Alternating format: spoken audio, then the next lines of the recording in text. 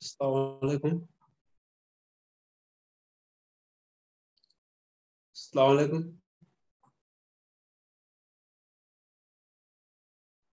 Waalaikumsalam warahmatullahi wabarakatuh. Kelas Pak Safurdin. Kelas internasional.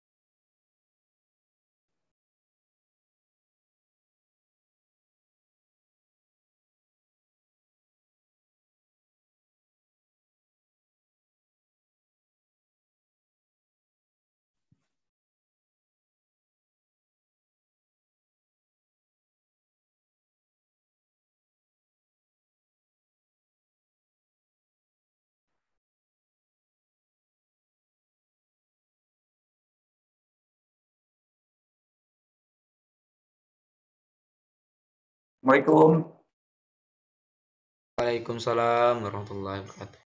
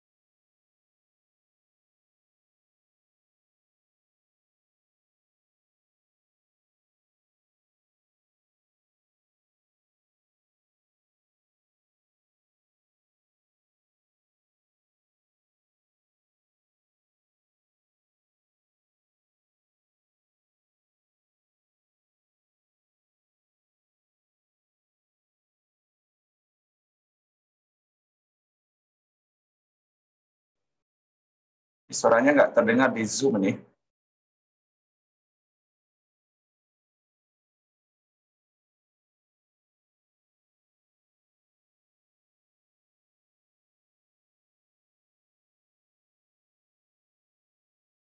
Teman-teman di sini semua ya.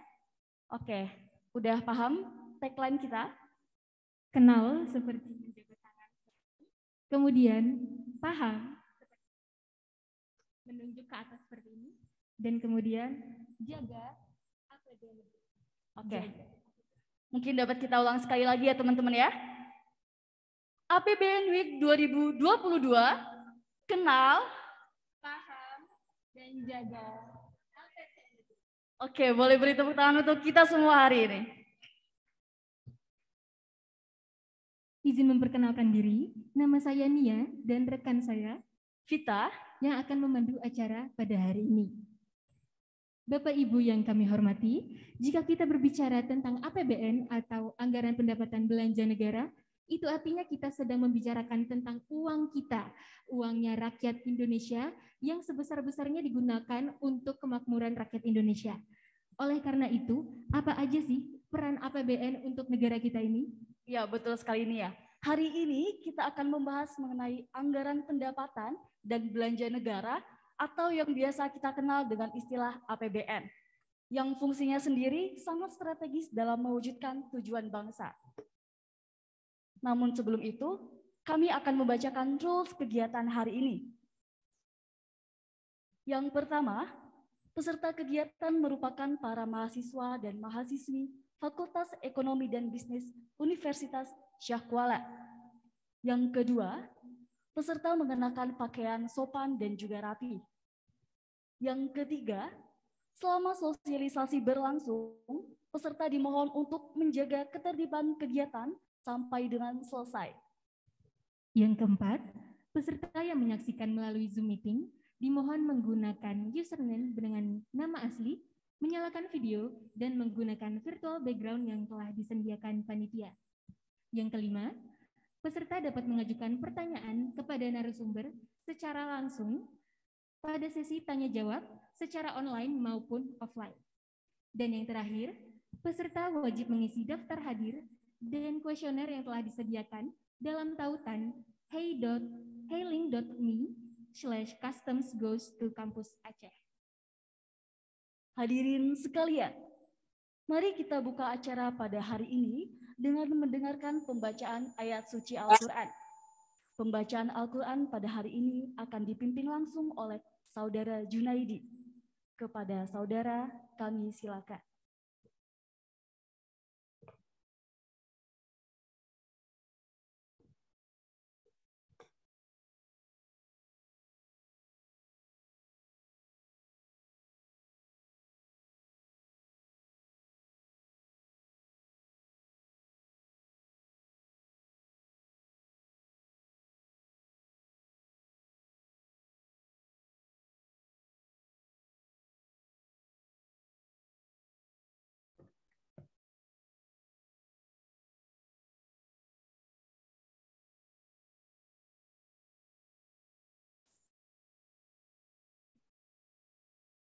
Assalamualaikum warahmatullahi wabarakatuh.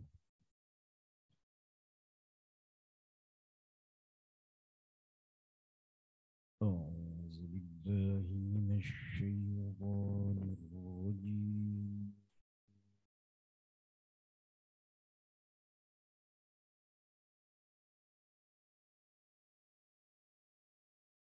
Bismillahirrahmanirrahim.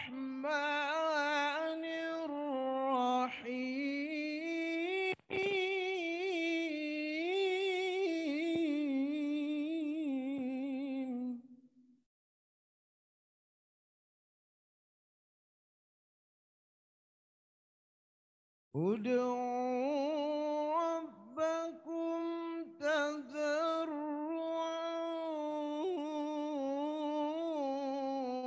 wa khufyah.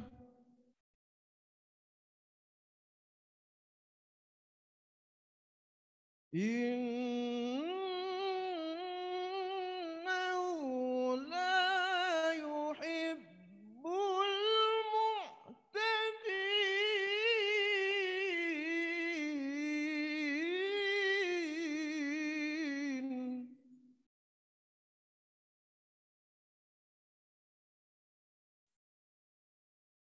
ولا تفسدوا في الأرض بعد إصلاحها وادعوه خوفا وطمعا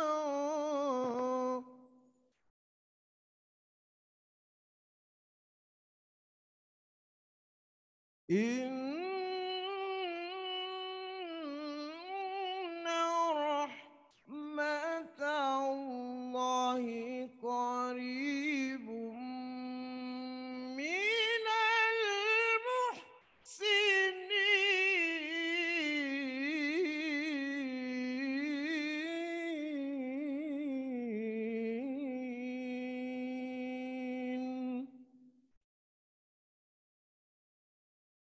Sadaqallahul azim.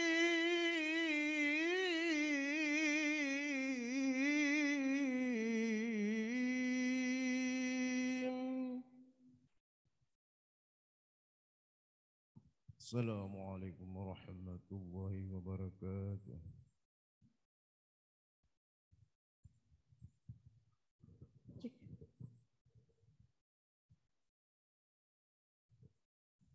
Terima kasih kami ucapkan kepada Saudara Junaidi yang telah melantunkan ayat suci Al-Quran pada hari ini. Dan semoga acara hari ini tak hanya mendapatkan ilmu juga, tetapi pahala bagi kita semua. Amin. Bapak, Ibu, dan rekan-rekan sekalian, sebagai wujud rasa cinta kita kepada bangsa Indonesia, marilah kita menyanyikan lagu kebangsaan Indonesia Raya. Hadirin dipersilahkan berdiri.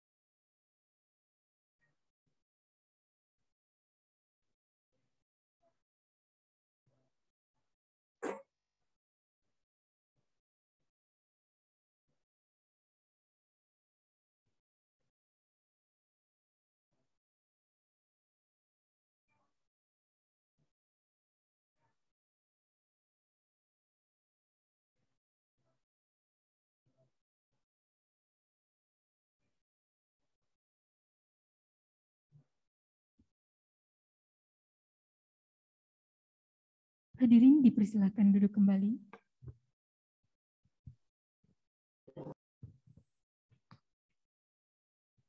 Hadirin yang berbahagia, mohon izin Bapak, supaya tidak terlalu tegang acara kita hari ini, mungkin saya akan membacakan pantun. Mungkin teman-teman di sini bisa bilang cakep gitu ya. Oke, kita. Pagi-pagi sarapan ketan, cakep. Kerja semangat, siap menggapai asa, cakep. Marilah kita dengarkan sambutan dari Wakil Rektor 1 Universitas Syah Kuala. Kami mengundang Bapak Profesor Dr. Insinyur Marwan untuk menyampaikan sambutan. Kepada Bapak kami persilakan.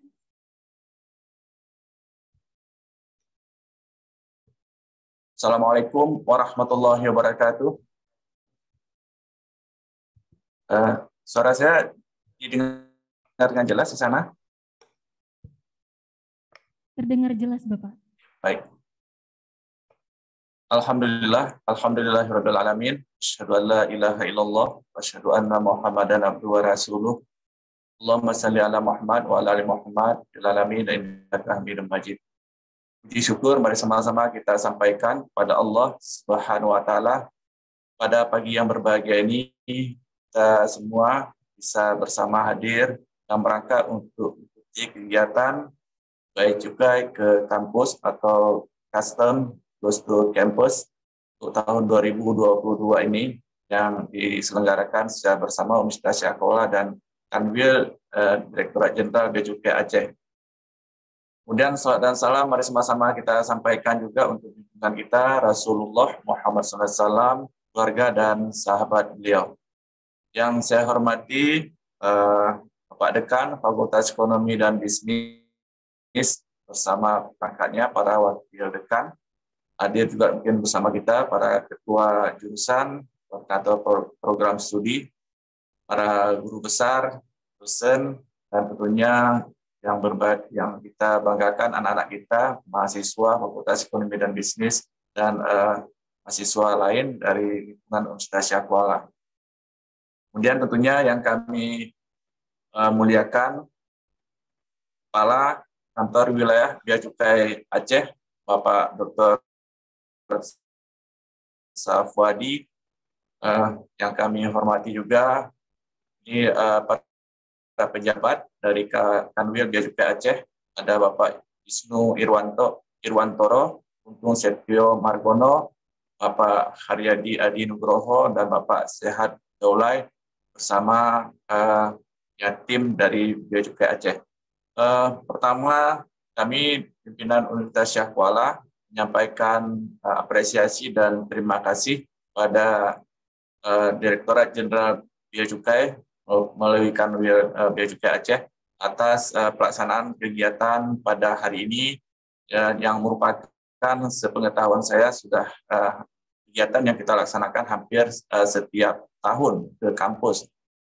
Dan tentunya melalui kegiatan seperti ini kita bisa lebih mengenal baik tentang peran bea cukai di dalam sistem keuangan negara, dan dengan harapan tentunya kita bisa bersama-sama sebagai anggota masyarakat secara umum bisa juga berperan dalam rangka untuk mensukseskan pembangunan secara keseluruhan.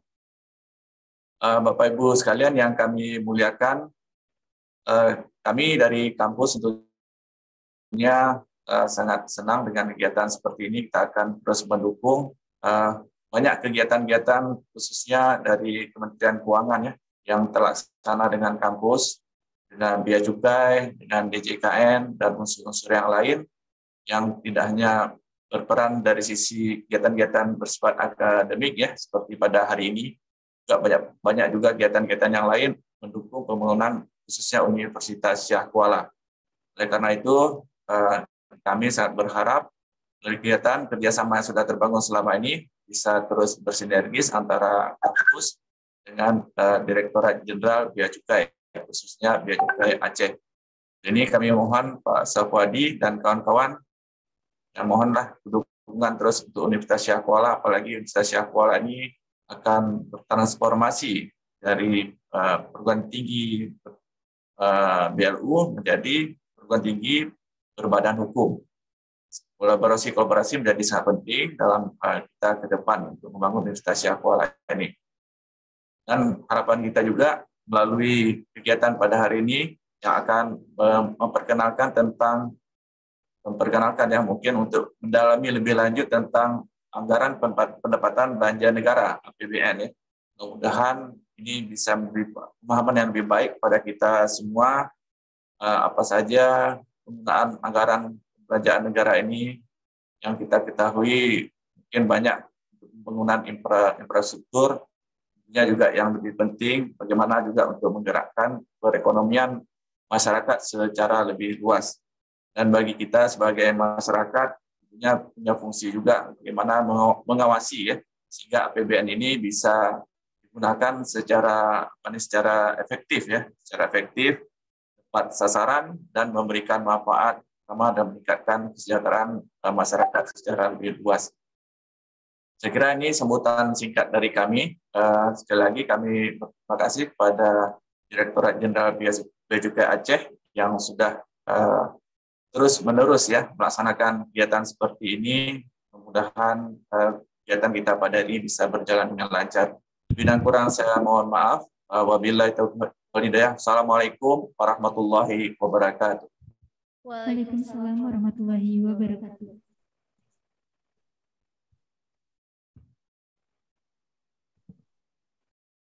Terima kasih kami ucapkan kepada Bapak Wakil Rektor 1 Universitas Syekh Kuala, Bapak Profesor Dr. Insinyur Marwan, atas sambutan yang telah disampaikan. Bapak, Ibu, dan kami hormati, acara selanjutnya adalah penyerahan plakat yang akan diserahkan oleh Kepala Bidang Fasilitas BC Aceh kepada Dekan Universitas Syekh Kuala. Kepada Bapak Isnu Irwantoro dan Bapak Profesor Dr. Faisal, kami silakan untuk dapat maju ke depan.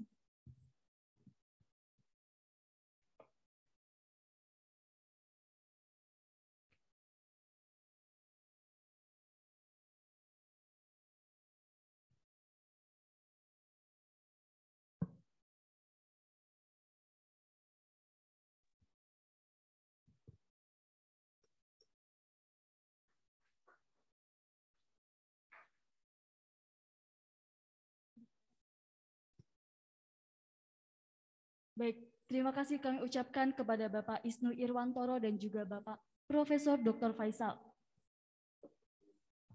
Kepada Bapak, kami silakan untuk kembali ke tempat masing-masing. Dan mohon izin kepada para narasumber kita untuk dapat duduk di atas panggung.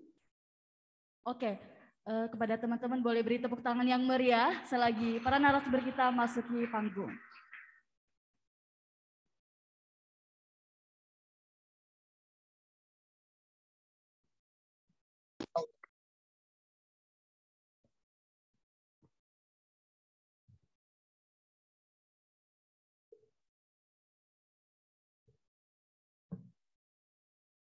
Baik, Bapak Ibu yang kami hormati, seperti yang saya katakan sebelumnya, bahwa APBN memiliki peran yang sangat penting untuk Indonesia, bahkan APBN lah yang bekerja keras untuk tetap menjaga kesejahteraan rakyat Indonesia. Lantas, peran apa sih yang diemban APBN untuk negara kita? Teman-teman sekalian, mari kita lanjutkan ke acara inti, yaitu pemaparan materi oleh narasumber pertama kita. Namun sebelumnya, izinkan kami membacakan CV terlebih dahulu.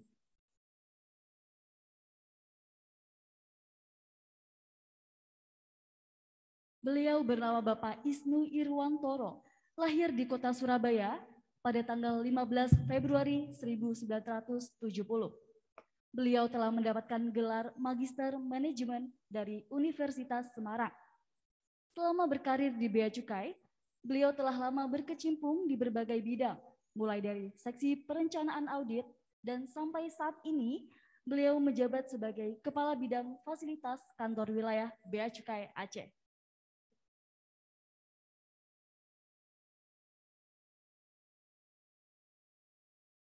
Hadirin sekalian, buka puasa makan kurma. Makan bersama pujaan hati. Cakep. Yuk kita simak bersama materi pertama APBN untuk negeri. Tanpa berlama-lama lagi, mari kita sambut Bapak Isnu Irwantoro. Kepada Bapak kami silakan.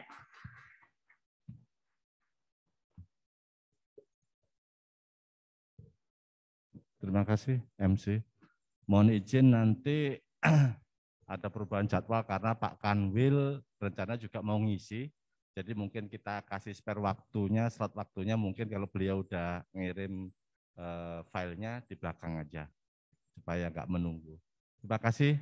Yang terhormat Prof. Marwan, pembantu rektor. Yang terhormat Dekan Fakultas Ekonomi Bisnis Unsia. Yang terhormat para pembantu dekan serta seluruh sivitas akademika Fakultas Ekonomi Bisnis Universitas Syahkuala. Assalamualaikum warahmatullahi wabarakatuh. Selamat pagi, salam sejahtera bagi kita semua.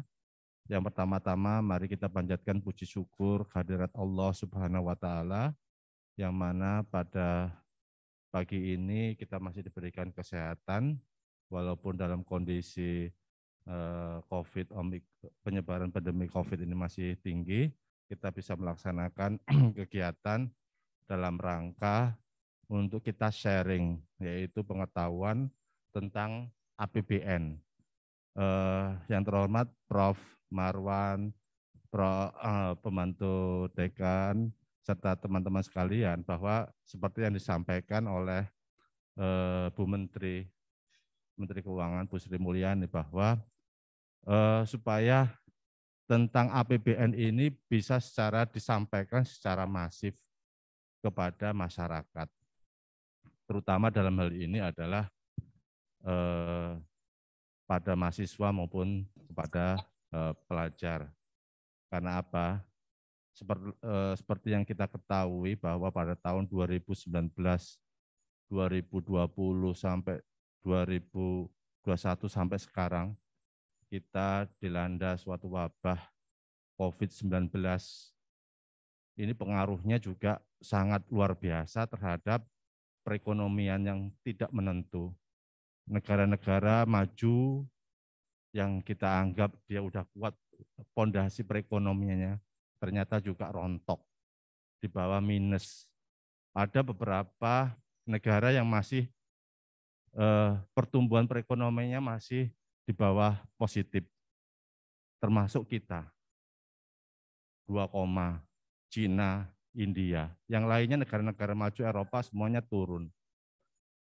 Tidak menentunya pertumbuhan perekonomian, terganggunya logistik, ini yang betul-betul perekonomian suatu negara ini terjadi kendala. Tetapi kita bisa mengambil suatu hikmahnya. Ternyata dengan kondisi COVID ini, pertumbuhan perekonomian kita ditopang oleh kegiatan-kegiatan CPO, tambang, makanan, minuman, yang mana pada dasarnya adalah kita base-nya itu kuat di sektor makanan dan minuman. Itu yang memberikan keuntungan di kita. Kalau kita menilik apa itu APBN, bisa lanjut, Mas?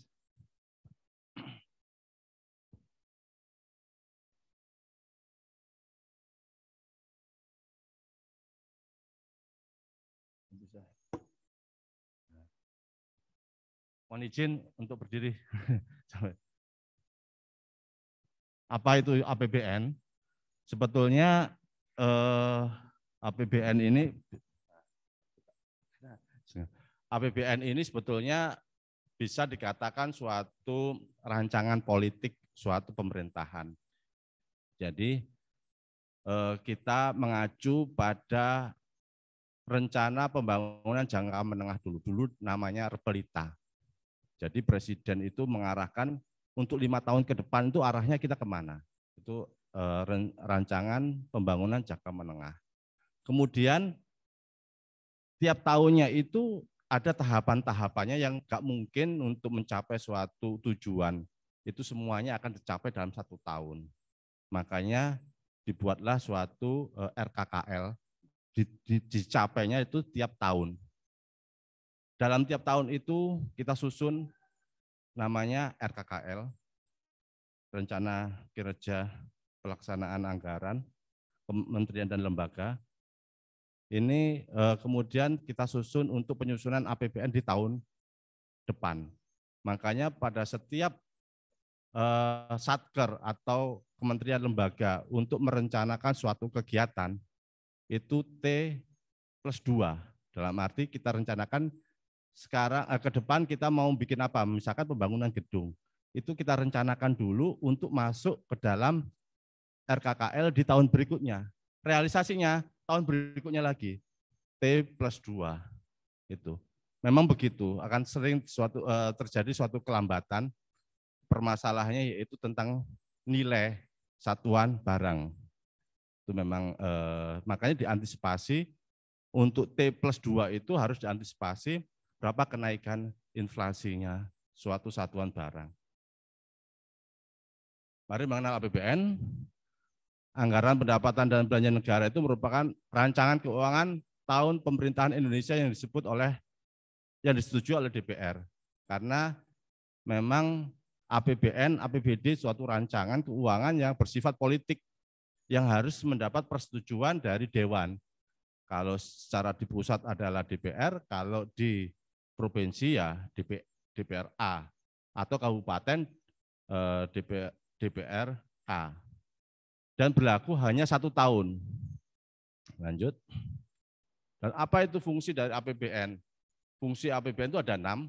Kalau disingkat toresan adil, toresan to itu otorisasi, kemudian re-nya itu perencanaan, kemudian san-nya itu pengawasan, yang keempat adalah alokasi, distribusi, dan stabilisasi. Apa yang disebut dengan otorisasi? Bahwa anggaran negara menjadi dasar untuk melaksanakan pendapatan dan belanja pada tahun yang bersangkutan. Jadi merupakan suatu negara itu mempunyai kewenangan untuk menyusun suatu anggaran. Mau kemana negara ini dan berapa biayanya. Setiap negara. Kemudian perencanaan.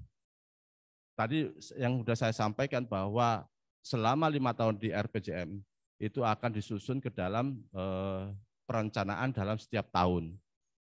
Dan masing-masing tahun biasanya berbeda sasarannya. Kemudian pengawasan. Anggaran negara itu menjadi pedoman untuk menilai apakah kegiatan penyelenggaraan pemerintahan negara sesuai dengan ketentuan yang telah ditetapkan atau tidak. Karena setiap anggaran itu dipertanggungjawabkan, maka harus terbuka, akuntabel, dan bisa dipertanggungjawabkan. Kemudian alokasi, anggaran mengapa harus diarahkan untuk mengurangi angka-angka pengangguran dan pemborosan sumber daya, serta meningkatkan efisiensi dan efektivitas perekonomian. Bahwa setiap daerah itu berbeda kebutuhan terhadap kegiatan maupun anggarannya. Misalkan di Provinsi Aceh, Provinsi Sumut, dan provinsi-provinsi lain itu kebutuhan kegiatannya berbeda-beda. Maka dari itu jumlah anggarannya pun berbeda. Ada beberapa provinsi yang harus ada tambahan dari kegiatannya. Misalkan kayak Aceh, karena ada Otsus, maka ada anggaran Otsus. Papua juga karena untuk mengejar ketertinggalan, maka akan diberikan anggaran-anggaran di luar daripada yang lainnya. Kemudian distribusi. Kebijakan anggaran negara harus memperhatikan rasa keadilan dan kepatutan. Jadi kalau memang suatu daerah provinsi itu udah sarana dan prasarannya udah lengkap, ya seyogyanya penyusunan anggarannya itu akan dilihat dari provinsi-provinsi atau daerah lain yang belum sarana dan prasaranya memenuhi dari tempat-tempat lain. Jadi memberikan rasa distribusi, rasa keadilan. Kemudian keenam yaitu stabilisasi. Anggaran pemerintah menjadi alat untuk memelihara dan mengupayakan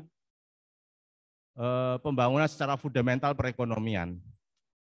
Karena apa? Dari anggaran itu hampir sebagian besar belanja pemerintahan yang berasal dari anggaran APBD maupun APBN itu merupakan stimulus atau penggerak perekonomian dari suatu daerah. Bayangkan kalau anggarannya ini belum turun, pasti kegiatan untuk pembangunan, belanja modal, belanja pegawai ini akan terhenti. Dan ini akan ibaratnya mengganggu stabilitas dari suatu daerah tersebut.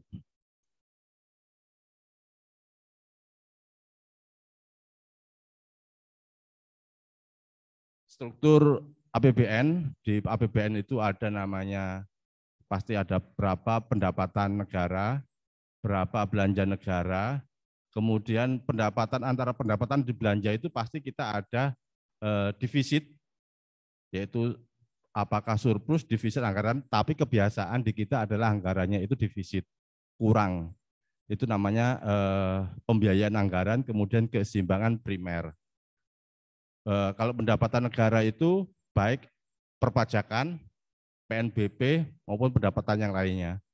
Pendapatan perpajakan itu baik dari dalam hal ini yaitu dari Direktorat Jenderal Perpajakan, dari PPN, PPH, PPNBM, kemudian kalau dari bea cukai itu adalah bea masuk, bea keluar, cukai, kemudian PNBP ini adalah dari teman-teman di DJ anggaran, yaitu pemanfaatan lahan yang dimanfaatkan, ada dipungut PNBP-nya. Kemudian ada namanya pendapatan itu hibah, dari hibah atau pemberian dari pihak ketiga langsung kepada pemerintah. Kemudian belanja negara. Belanja negara ini ada belanja negara adalah pengeluaran yang langsung kepada pemerintah pusat maupun belanja negara yang transfer kepada APBD atau kepada APBD maupun ke dana otsus. Di situ nanti ada beberapa dari pemerintah pusat ini yang langsung melaksanakan kegiatan di daerah, misalkan pembangunan jembatan, pembangunan tol, itu adalah anggaran pusat, tetapi pelaksanaannya adalah di provinsi atau di daerah. Kemudian pembiayaan anggaran ini adalah untuk bisa dikatakan utang. Nanti kita bahas masalah kenapa harus utang. Kemudian keseimbangan primer ini hampir sama dengan pembiayaan anggaran, tetapi di sini tidak termasuk bunga. Kalau pembiayaan anggaran itu termasuk bunga yang harus dibayar selain utang, yaitu bunga yang harus dibayar pada setiap jatuh tempo. Sumber pendapatan tadi yang sudah saya sampaikan, ada pajak, ada PNBP, ada hibah. Pajak itu teman-teman dari Direktorat Jenderal Pajak, ada PPH badan maupun PPH perorangan, BPN, kemudian dari bea cukai ini ada cukai, ada bea masuk, bea keluar. Kalau dari pemerintah daerah ini ada pajak bumi dan bangunan, kemudian pendapatan pajak yang lainnya. Kalau PNBP, penerimaan negara bukan pajak, ini seperti penerimaan pada SDA migas bagi hasil, kemudian pendapatan kekayaan yang dipisahkan, pendapatan Badan Layanan Umum BLU seperti sebelumnya di Universitas Syah Kuala BLU. Jadi setor terhadap negara ini merupakan pemasukan dalam PNBP, tapi sekarang Syah Kuala udah badan hukum sendiri, Pak ya. Alhamdulillah. Mudah-mudahan akan terus berkembang. Kemudian SDA non migas seperti CPO, kemudian PNBP lainnya. Hibah ini sumber pendapatan negara yang diterima dari pihak lain secara sukarela tanpa ada kewajiban apapun, tanpa adanya cicilan atau pembayaran terhadap bunga. Ada beberapa negara yang pemberi atau pendonor hibah yang terbesar, yaitu misalkan Jepang. Dari JICA itu sering kita mendapatkan hibah, baik itu misalkan kayak di Aceh juga banyak juga hibah dari pemerintah Jepang, dan beberapa juga untuk mahasiswa juga sering kita adanya JICA, yaitu untuk beasiswa untuk S2 di Jepang. Kemudian belanja negara.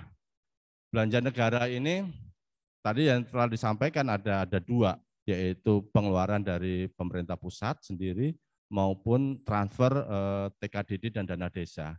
Transfer keuangan pusat ke daerah maupun dana desa. Untuk belanja negara yang dari pemerintah pusat, ini dari beberapa KL, kementerian dan lembaga itu menyusun. Biasanya untuk tahun berikutnya itu mulai dari Januari tahun sebelumnya udah disusun RKKL-nya, di bulan Maret itu udah harus setor ke masing-masing eselon 1-nya untuk dibahas. Kemudian pada bulan Agustus itu kita udah nyusun rancangan undang-undang RAPBN, kemudian sekaligus nota pertanggungjawaban keuangan yang tahun sebelumnya diterima apa enggak sama DPR. Dan pada saat itu juga asumsi ekonomi makro sudah ditentukan sebagai dasar penerimaannya. Jadi dari Menteri Keuangan itu dari awal sudah memprediksi asumsi ekonomi makronya dan beberapa pokok-pokok kebijakan fiskal, misalkan kayak tarif cukai, biasanya tiap tahun ini selalu naik. Nah, ini diperkirakan bahwa kedepannya untuk menutup semua pengeluaran dari belanja negara itu kita harus berapa tarif cukainya, berapa bea masuknya, bagaimana pajak dari PPN, PPh-nya. Dan untuk APBN 2022 dari sektor pendidikan ini sangat tinggi, yaitu 550 triliun. Dari sektor kesehatan juga masih cukup tinggi, 169,7 triliun. Perlindungan sosial itu 408,7 triliun. Infrastruktur 417 triliun. Ketahanan pangan itu 99 triliun. Pariwisata 15 triliun dan bidang TIK 26 triliun. Untuk perlindungan sosial dan kesehatan ini kita tetap tinggi karena pertumbuhan perekonomian kita tetap harus distimulus, harus dilakukan supaya tumbuh kembali dan dikuatkan. Makanya dari kesehatan dan perlindungan sosial tetap kita tinggi. Mohon izin Bapak Isnu. Waktunya ya, mepet ya. Ini ada kegiatan lain yang bersinggungan dengan acara kita, yaitu dari Bapak Dr. Faisal. Oh. Jadi mohon izin Pak. Silakan. Makasih loh Pak Dekan. Iya. Baik. Iya. Kami Makasih, ucapkan Pak. terima kasih kepada Bapak Profesor Dr. Faisal yang telah berkenan hadir dalam acara APBN Week 2022. Kami Makasih, silakan MC. kembali kepada Iya, Pak Isnu untuk dapat iya. melanjutkan pemaparan materi. Iya. Terima kasih. Saya lanjutkan sedikit. Untuk keseimbangan primer, defisit dan surplus, apa yang disebut dengan keseimbangan primer adalah penerimaan negara yang dikurangi dengan belanja di luar pembayaran bunga utang atau bunga dari utang. Jadi betul-betul keseimbangan primer itu penerimaan dikurangi dengan belanja tanpa adanya bunga, pembayaran bunga. Berbeda dengan pembiayaan anggaran. Sedangkan defisit atau surplus APBN itu pengurangan pendapatan terhadap belanja negara. Jadi kalau pendapatannya itu lebih besar dari belanja, surplus, pendapatan lebih kecil dari belanja, defisit. Kita jarang, hampir semua negara besar seperti Cina, Eropa, Amerika, Jepang itu hampir defisit yang surplus itu hanya beberapa negara seperti Saudi Arabia, terus Oman, ada beberapa negara-negara Timur Tengah. Yang lainnya itu pasti defisit. Dalam arti kenapa mesti harus utang? Karena prinsipnya hampir kayak keluarga Bapak-Bapak Ibu. Bahwa dalam suatu keluarga itu dengan penghasilan yang tidak terlalu besar, tetapi kita butuh anak-anak kita sekolah, untuk beli kendaraan. Nggak mungkin kita akan punya uang dulu baru dibelanjakan seperti kendaraan bermotor untuk kebutuhan sekolahnya. Karena sampai kita 3 tahun kita nabung, pasti harganya juga akan naik lagi. Jadi nggak kejar-kejar. Makanya kita dalam pembiayaan pembangunan sama dengan prinsipnya kayak ibu-ibu terutama dalam mengelola keuangan di rumah.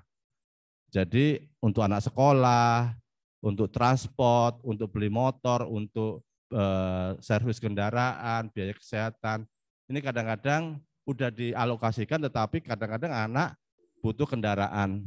Makanya kita ambil kredit daripada kita harus nabung dulu 3 tahun, kemudian kendaraannya juga udah naik lagi, nggak kekejar. Hampir sama, makanya sama Bu Menteri juga sebetulnya mengelola keuangan negara itu hampir kayak mengelola keuangan di rumah tangga. Merupakan di mana Ibu Menteri ini merupakan salah satu Menteri Keuangan yang terbaik di dunia. Dia begitu ahli ngotak-ngatik anggaran. Walaupun dalam kondisi beberapa yang kemarin itu tahun 2021 begitu hebatnya guncangan perekonomian, dia bisa diotak-atik, terpaksa utang kita di atas 3%. Sebetulnya ini tidak bagus untuk keuangan karena udah di-state di undang-undang bahwa utang tidak boleh lebih dari 3% dari PDB. Tetapi karena yakin bahwa walaupun dinaikkan utangnya, sanggup untuk melakukan pembayaran serta memulihkan perekonomian, maka dipilih opsi untuk dirubah dari utang yang 3% dari PDB itu menjadi 5%. Dan terbukti bahwa pertumbuhan perekonomian sanggup untuk tumbuh di Indonesia.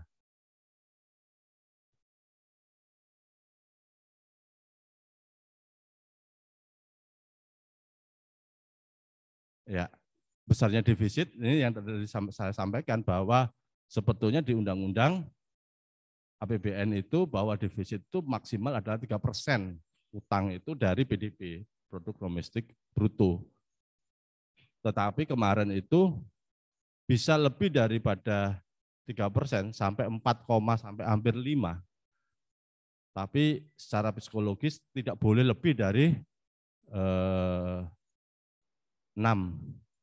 Maka dari itu kemarin dilakukan revisi dengan Perpres bahwa nggak mungkin kita pertahankan hanya 3% dari utang karena kebutuhan untuk kesehatan, pemulihan perekonomian yang terdampak, masyarakat yang terdampak oleh COVID ini perlu dilakukan stimulus atau bantuan. Pembelian vaksin terhadap semua masyarakat yang terpapar virus COVID-19 ini, semua biaya rumah sakitnya adalah ditanggung oleh pemerintah pusat, maka mau nggak mau kita naikkan utangnya, utang luar negerinya dari 3% sampai ke 4 atau 5%. Kemudian besarnya outstanding utang itu maksimal 60%. 60% dari PDB. Jadi seluruh utang posisi terakhir itu tidak boleh lebih dari 60%. Karena di atas 60% suatu negara utang itu default. Nggak mungkin dia bisa membayar cicilan. Salah satunya seperti Brasil. Jadi terlalu besar utangnya dari hasil PDB-nya, maka dia tidak akan keberatan untuk susah untuk melaksanakan pembayaran utang dan bunganya. Ini kita jaga. Kenapa negara memilih kebijakan anggaran yang defisit? Kenapa enggak uang yang ada aja dulu dibelanjakan? Biasanya defisit terjadi ketika sebuah negara ingin mempercepat pertumbuhan ekonomi yang ada di negara tersebut. Kebijakan defisit ini memperhatikan kondisi APBN yang sehat dan kesinambungan. Jadi memang pilihan ya Bapak Ibu untuk menyusun anggaran defisit ini memang tiap tahun defisit kita. Tetapi buktinya kita sanggup melakukan pembayaran utang maupun bunganya karena PDB-nya kita masih besar, masih memungkinkan dan produktif untuk melaksanakan pembayaran utang dan bunganya. Ini pilihan baik itu kalau di rumah tangga biasanya ibu-ibu, tapi kalau di suatu negara adalah Menteri Keuangan. Kita milih anggaran defisit atau kalau surplus susah atau tidak.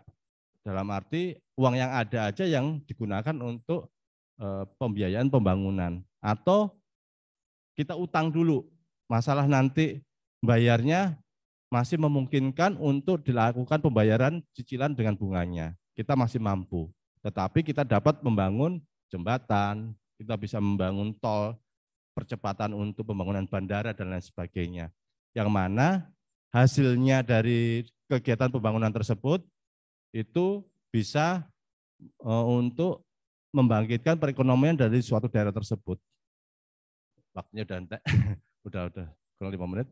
Kenapa negara berutang? Utang pemerintah diperlukan untuk menstimulus pertumbuhan ekonomi, agar pemerintah dapat menjalankan fungsi penting dan mendesak dengan lebih cepat.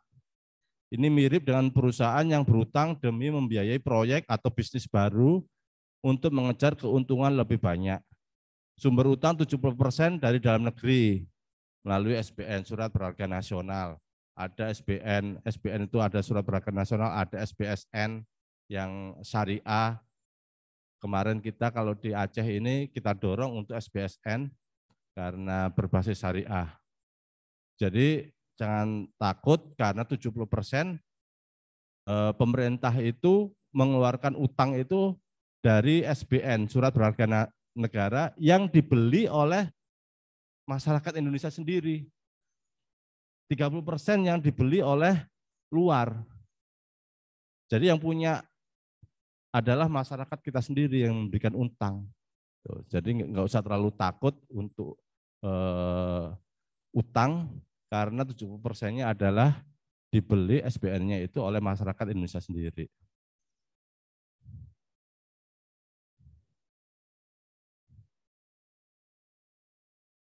Utang ini bukan lagi sebuah hal yang tabu. Semua negara baik berkembang maupun maju dengan jumlah pendapatan per kapita yang besar pun maupun yang kecil itu mempunyai utang dengan tujuan yang sama, yaitu mempercepat pembangunan di negaranya. Jepang itu utangnya juga besar, Amerika lebih besar lagi, Cina yang begitu maju perekonomiannya utangnya juga lebih besar lagi gitu. Jadi negara-negara maju itu udah model biasa untuk penyusunan anggarannya, yaitu anggaran yang bersifat defisit, mengandalkan utang. Karena dia berpikir pasti saya akan dapat jatuh tempo, akan bisa saya bayar utang pokoknya dan bunganya. Dengan uang yang saya utang itu saya putarkan lagi untuk menghasilkan hal-hal yang bersifat produktif.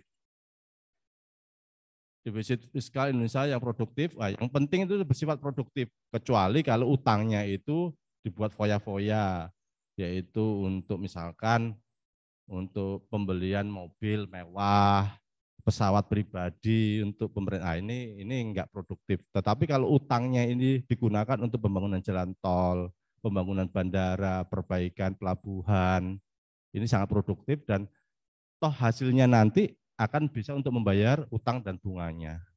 Indonesia dengan defisit yang rendah menjadi salah satu negara dengan pertumbuhan ekonomi yang paling tinggi. Kemarin kita adalah diprediksi untuk tahun 2022 ini APBN kita tumbuh sekitar 5,6% dan mengurangi defisit anggaran sampai minus 1,6%, yang sebelumnya itu sekitar 2, sekarang menjadi 1,6. Filosofi utang merupakan alat, bukan tujuan. Jadi utang itu merupakan suatu alat untuk mencapai tujuan. Jadi kalau kita butuh membangun jembatan, butuh kalau di rumah tangga butuh untuk beli kendaraan anak-anak untuk sekolah, mau nggak mau dengan dihitung dari penghasilan yang ada di kita berani utang. Tiap bulannya cicilannya dan bunganya sanggup kita bayar, sementara masih bisa membiayain kebutuhan-kebutuhan yang lain. Gitu. Jadi utang itu untuk menjaga momentum, mempercepat pertumbuhan perekonomian, pengembangan pasar keuangan, melibatkan peran generasi berikutnya. Prinsip pengolahan utang, nah ini yang sering disampaikan oleh Bu Menteri, itu secara hati-hati kalau berutang. Harus kita hitung besarnya utang itu, diarahkan kemana, jatuh temponya per bulannya berapa, pokok dan bunganya, sanggup enggak kita untuk membayar, dan masih ada selisih enggak untuk pembiayaan atau untuk kegiatan yang lainnya. Jadi harus hati-hati, harus prudent, harus efisiensi dan produktif. Untuk pengenalan program pemulihan ekonomi nasional PEN, ini merupakan salah satu dari ternyata yang pada saat COVID-19 ini kita masih tumbuh, itu adalah dari pertumbuhan perekonomian di masyarakat di bawah. Yang tadi saya sampaikan, yaitu dari sektor makanan, minuman, perkebunan, perikanan, kehutanan, ini yang tumbuh. Ini yang memberikan, boleh dikatakan kita pertumbuhan perekonomiannya banyak ditopang dari kegiatan-kegiatan ekspor dari sektor makanan dan minuman. Makanya pemerintah dalam hal ini untuk APBN-nya akan diarahkan untuk membantu sektor-sektor masyarakat, terutama untuk pemulihan ekonomi nasional.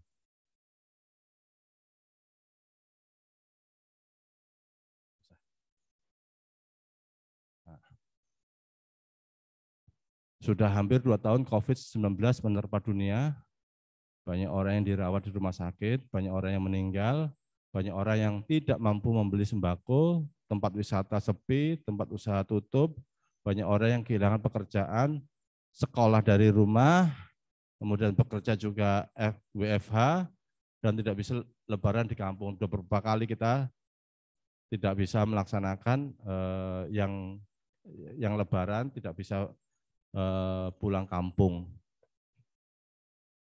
Ini beberapa dukungan APBN terhadap COVID, baik itu tentang kesehatan, sosial, terutama untuk mendukung UMKM supaya tumbuh.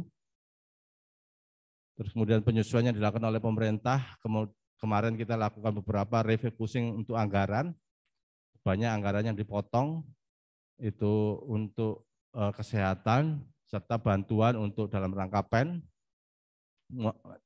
Yang terakhir, peran generasi muda. Ibu Sri Mulyani berharap para generasi muda bisa menjadi duta yang mampu menjelaskan kepada temannya, kepada saudara, kepada masyarakat, melalui berbagai media yang mereka miliki, sehingga memahami mengenai pengelolaan keuangan negara oleh masyarakat akan semakin baik. Perlu kita ketahui bahwa banyak hujatan-hujatan di medsos, ini yang kita jaga, bisanya utang tambah tahun tambah banyak, nanti yang bayar adalah anak cucu kita. Nah, ini yang perlu dilakukan edukasi, baik di media sosial, di IG, di Facebook, maupun di grup-grup medsos yang kita ikutin. Selayaknya kita, terutama kita sebagai insan Kementerian Keuangan, wajib untuk memberikan penjelasan. Saya rasa itu yang bisa saya sampaikan. Ini adalah pengelolaan keuangan negara, tujuannya yaitu untuk supaya kita good governance. Mungkin itu yang bisa saya sampaikan, kurang lebihnya mohon maaf. Assalamualaikum warahmatullahi wabarakatuh. Waalaikumsalam warahmatullahi wabarakatuh. Terima kasih kami ucapkan kepada Bapak Isnu atas materi pertama yang telah disampaikan. Bagi teman-teman yang ingin bertanya, mungkin dapat di-keep terlebih dahulu pertanyaannya hingga sesi tanya jawab dimulai. Boleh beri tepuk tangan yang meriah untuk narasumber pertama kita. Oh iya, ada pertanyaan ya, ada Siap ya Pak. Iya. Mungkin satu aja pertanyaan, apa yang disebut dengan keseimbangan primer tadi. Baik. Nah, yang dapat jawab apa hadiahnya? Ada hadiah MC. dari panitia Pak, sebuah power bank. iPad. Power bank aja Pak. Oh ya, tadi itu pertanyaannya apa yang disebut dengan keseimbangan primer. Nanti kalau ada yang bisa jawab, mungkin nanti ada hadiah atau door prize dari MC. Makasih. Mungkin bagi teman-teman dapat dicatat terlebih dahulu pertanyaan dari Bapak Isnu. Atau mungkin apakah ada yang bisa menjawab sekarang? Oke, ada yang sudah angkatan, boleh mohon berdiri.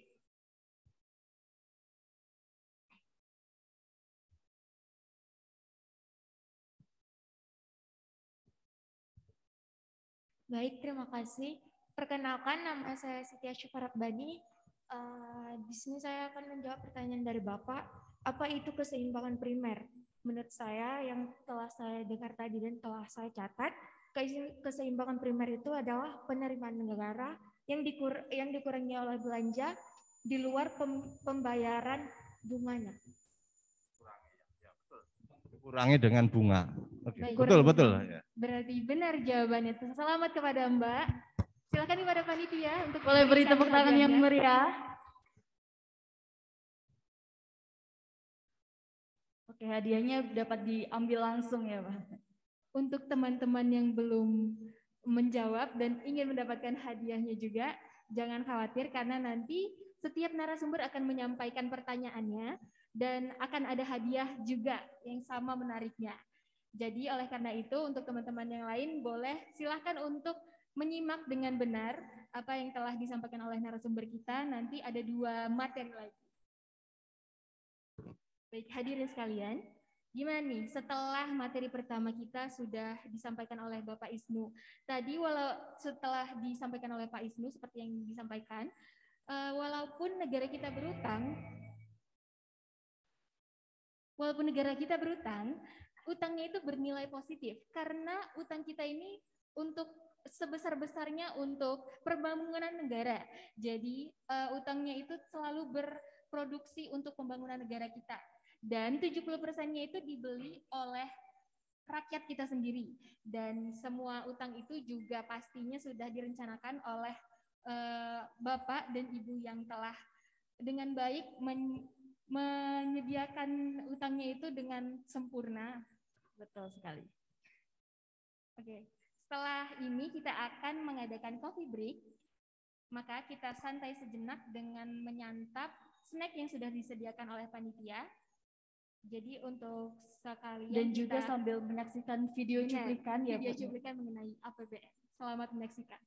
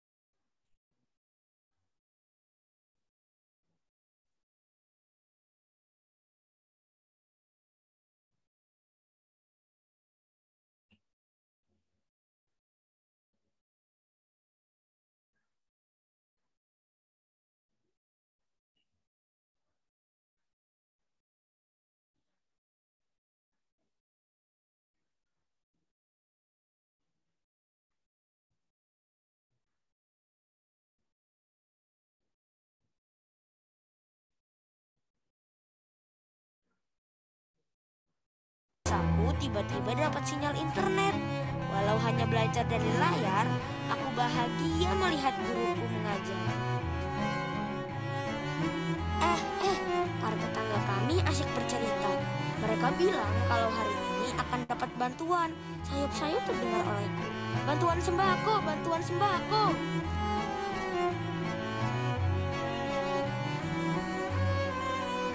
Saat ini dunia memang sedang diterpa pandemi. Namun Indonesia tidak akan menyerah dan berhenti untuk memperjuangkan kesejahteraan dan meningkatkan pertumbuhan ekonomi. Jadi, mari kenali, pahami, dan jaga APBN negeri untuk masa depan kita nanti.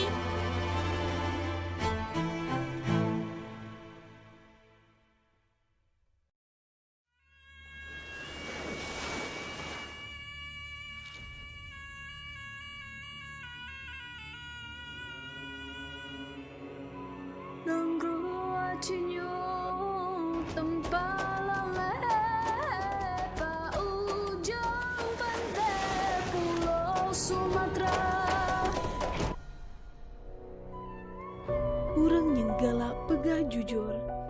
Teme Lehal. Dipercaya, galak, dan rasa tabe. Kejujuran dan integritas merupakan suatu kesatuan yang membentuk harkat dan martabat manusia sejati. Aceh dan beragam budayanya telah menunjukkan kepada kita bahwa integritas merupakan identitas.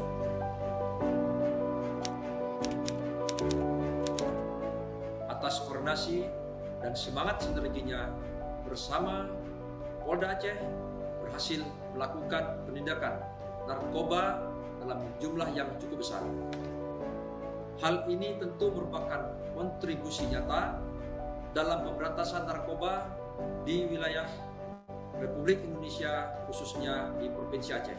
Selama 6 tahun saya menggunakan fasilitas dari BC di Aceh. Tahun ke tahun pelayanannya semakin baik, semakin profesional. Dan juga hari ini alhamdulillah kami berhasil mendapatkan fasilitas kawasan berikat yang pertama di Aceh. Ini adalah bukti dari semangat Bea Cukai untuk memajukan ekonomi di Aceh. Kolaborasi yang sangat baik dari jajaran Kanwil Direktorat Jenderal Bea dan Cukai bisa mengakselerasi dan mempercepat ekspansi investasi kami di Aceh. Mengucapkan terima kasih. Terima kasih. Terima kasih yang sebesar-besarnya kepada Kanwil Bea Cukai Aceh. Kami mendukung sepenuhnya penerapan zona integritas wilayah bebas korupsi di Kanwil Bea Cukai Provinsi Aceh. Maju terus Kanwil Bea Cukai Aceh. Aceh hebat. Bea Cukai Aceh makin baik. Indonesia menjadi Indonesia tangguh. Kantor Wilayah Bea dan Cukai Aceh sebagai bagian dari instansi Direktorat Jenderal Bea dan Cukai serta membawahi 5 kantor pelayanan dari Sabang hingga Langsa mengabdikan diri untuk menjadikan integritas sebagai identitas dalam pelaksanaan tugas sehari-hari. Sebagai upaya mewujudkan zona integritas menuju wilayah bebas dari korupsi atau ZIWBK, kami berkomitmen untuk melakukan langkah perubahan dengan menerapkan 6 area perubahan ZIWBK. Moto kami yakni Indatu Pewasilah, berarti bahwa kami menginisiasi, mendampingi dengan tulus, serta melaksanakan upaya pengawasan intensif tanpa lelah. Kami selalu memberikan pelayanan yang prima terhadap pengguna jasa dan pemangku kepentingan. Dengan didukung oleh sumber daya manusia yang memiliki kompetensi dan komitmen yang tinggi untuk melayani, serta kami juga menerapkan pemetaan pegawai sesuai keahlian dan ABK yang rutin dievaluasi. Tak lupa sarana prasarana yang memadai dan open space working place sebagai wujud transparansi. Harapan akan selalu ada. Meskipun saat ini kita menghadapi tantangan yang sama, namun hal ini takkan menghalangi kita untuk berbuat lebih bagi negeri. Dalam hal peningkatan kinerja serta penguatan akuntabilitas, Kantor Wilayah Bea dan Cukai Aceh melakukan inovasi dengan mengajak pemerintah daerah Provinsi Aceh untuk bersama-sama memiliki indikator kinerja utama yang smart. Selain itu, Kantor Wilayah Bea dan Cukai Aceh menawarkan inovasi dalam bentuk aplikasi yang terdiri dari Customs Alhambra untuk memberikan kemudahan kepada pengguna jasa yang ingin mengakses informasi seputar kepabeanan dan cukai. Cicak yang merupakan andalan untuk melakukan pengawasan terhadap peredaran gelap NPP dan PKC ilegal secara daring. Simala Hayati yang memudahkan pemantauan dan pengawasan terhadap garda terdepan pelayanan Kantor Wilayah Bea dan Cukai Aceh. Barcode SOP yang terhubung pada database SOP Mandiri untuk memudahkan pegawai dalam mengakses dan mengevaluasi SOP. Selanjutnya, sebagai bentuk peningkatan mutu pengembangan diri pegawai serta pengendalian risiko, Kantor Wilayah Bea dan Cukai Aceh menjadi pelopor dalam pelaksanaan rebranding dan labeling Pintalnas DJBC untuk seluruh Indonesia. Bersikap kritis merupakan hal yang penting untuk dilakukan dalam mencapai target yang telah ditetapkan. Untuk mencapai target tersebut, kami berupaya meningkatkan ekspor di Provinsi Aceh dengan membentuk sinergi dan kolaborasi bersama dengan instansi terkait. Kami mempelopori adanya sinergi multi-instansi yang disebut CSV dan juga CSR dengan melibatkan seluruh instansi Kemenkeu 1 Provinsi Aceh dan juga pemerintah daerah serta perwakilan pemerintah pusat di daerah lainnya. Program Project Management MAKMO atau Mari Kita Melakukan Ekspor yang merupakan program peningkatan kapasitas ekspor dari Provinsi Aceh menjadi program kerja unggulan Tim Change Agent Kantor Wilayah Bea dan Cukai Aceh. Tim Penindakan dan Penyidikan Kantor Wilayah Bea dan Cukai Aceh berhasil mendapatkan piagam penghargaan dari Badan Narkotika Nasional atas partisipasinya dalam pengungkapan kasus narkotika di tahun 2020 hingga 2021 sejumlah 9 kasus dengan total 2,323 ton narkotika serta telah menghibahkan 7 ton bawang merah barang bukti penindakan kepada 7 dayah atau pesantren di Aceh Besar. Mari sama-sama kita Sinergi yang terjalin dengan berbagai instansi akan selalu kita utamakan demi tercapainya visi dan misi serta perlindungan maksimal bagi masyarakat dari masuknya barang-barang ilegal. Bersama kita pasti bisa.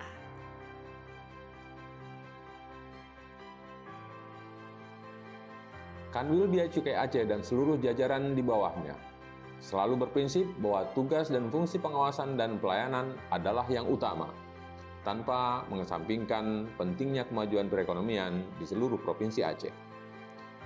Ke-23 kabupaten dan kota di Provinsi Aceh merupakan wilayah yang tidak kecil, namun bersama instansi terkait lainnya, kami bisa melakukan langkah perubahan untuk mewujudkan zona integritas WBK.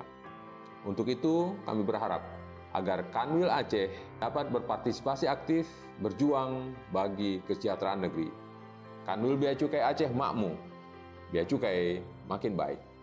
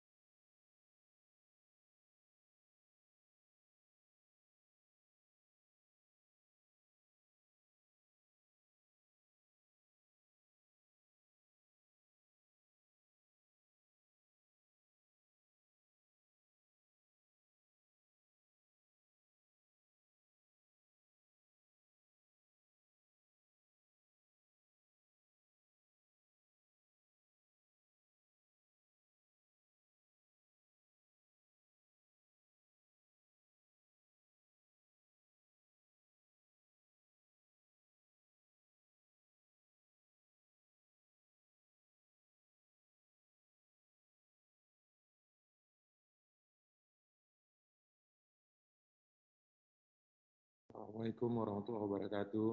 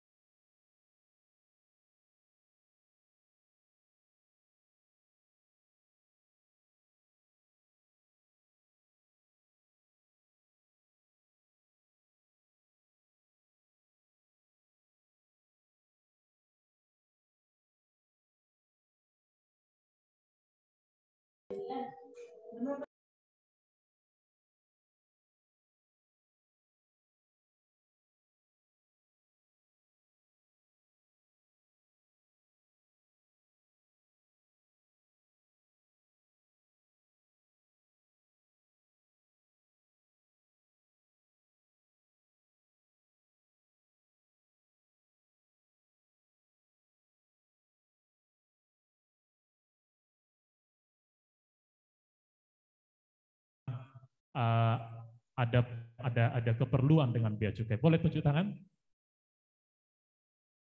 Tidak ada? Oke, nggak apa-apa, nggak apa-apa. Apa yang teman-teman ketahui ketika mendengar kata cukai?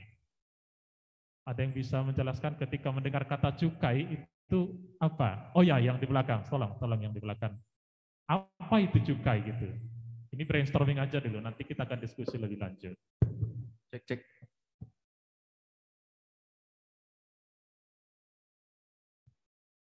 Baik, perkenalkan nama saya Nadaun Nazirah. Saya akan menjawab apa itu cukai. Oke. Cukai itu adalah pungutan terhadap barang-barang tertentu yang telah ditetapkan oleh pemerintah, seperti yang kita ketahui yaitu rokok, minuman keras, dan lain-lain. Dan cukai itu cuma 3 objek, rokok, etanol, dan satu lagi lupa. Intinya 3 objek intinya cukai hanya 3 objek. Oke, baik. Terima kasih banyak. Boleh tepuk tangan untuk jawabannya, hebat sekali, luar biasa. Jadi sepertinya sudah memang mempersiapkan diri ya, karena sudah sangat paham dengan apa yang disampaikan tadi. Nah, kita akan bahas tadi yang disampaikan itu sudah benar gitu. Cukai itu pungutan yang dikenakan terhadap barang-barang tertentu. Nanti kita akan bahas lagi. Nanti kita akan simulasikan sebuah diskusi bagaimana kompleksnya masalah cukai itu. Nanti kita akan buat simulasi kecil-kecilan gitu supaya kita semakin paham. Teman-teman, mulai dari sesi ini kita semua berharap kita semakin paham gitu, tentang APBN itu dan bagaimana APBN itu, sehingga teman-teman semuanya sebagai generasi muda yang intelektual bisa menjadi pencerah, bisa menjadi pelita di tengah-tengah masyarakat, bisa menjadi generasi muda yang semakin aktif, yang semakin vokal, tetapi yang paling penting dari situ adalah berangkat dari informasi yang benar dulu. Informasi yang benar dulu tentang APBN, tentang kebijakan pemerintah, ditambah dengan niat yang baik, niat yang tulus dari teman-teman, maka mudah-mudahan teman-teman bisa menjadi generasi muda intelektual yang menyuarakan suara masyarakat, yang memberi sumbang saran kepada pemerintah, bahkan kritik, tidak apa-apa. Sepanjang itu niatnya untuk memperbaiki kehidupan bermasyarakat. Itu yang kita harapkan dari sesi ini sebenarnya. Nah, teman-teman, kita akan berbicara lebih lanjut tentang apa itu peran Direktorat Jenderal Bea dan Cukai. Coba next, bisa ya. Kita akan bahas visi-misi bea dan cukai, lalu apa yang dilakukan dalam APBN, lalu penerimaan bea dan cukai itu apa saja, dan kebijakan strategis bea cukai itu apa saja. Next.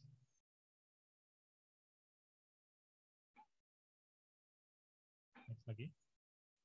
Nah, Direktorat Jenderal Bea dan Cukai itu merupakan unit eselon 1 yang dibawa Kementerian Keuangan. Jadi tadi seperti yang Bapak yang sebelumnya sudah sampaikan, kita ini bersaudara dengan Direktorat Jenderal Pajak.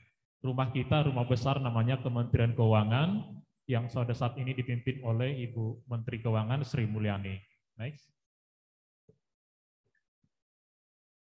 Kita memiliki visi ingin menjadi bea cukai yang terkemuka, organisasi yang terkemuka di dunia. Kita percaya bahwa kita bisa sebaik instansi-instansi lain di dunia. Kita punya benchmarking yang internasional. Dan kita secara bertahap memperbaiki diri supaya bisa menjadi instansi yang setara dengan instansi-instansi terbaik di dunia. Next. Nah, kita memiliki 4 peran utama. Yang pertama, industrial assistance. Jadi kita bertugas untuk membantu perkembangan industri dalam negeri melalui tugas dan peran kita, melalui banyak fasilitas yang kita miliki. Kita juga bertugas untuk memfasilitasi perdagangan internasional, ekspor dan impor.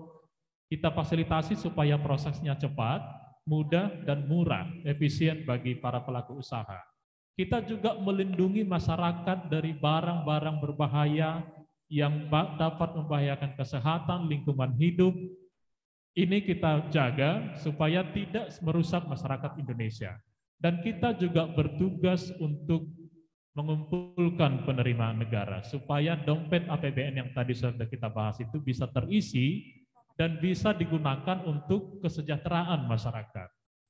Dan keempat, peran ini harus dijalankan secara berimbang, karena kalau mengutamakan yang satu, itu bisa berdampak buruk kepada peran yang lain. Misalnya, kalau barang masuk di pelabuhan itu, jumlahnya banyak, lalu karena kita mengutamakan peran kita di bidang melindungi masyarakat, kita memeriksa mendalam semua barang itu, maka akan terjadi penumpukan. Jadi tugas yang lain, tugas kita di membantu memfasilitasi perdagangan itu terkorbankan. Sehingga kita punya tools yang namanya manajemen risiko.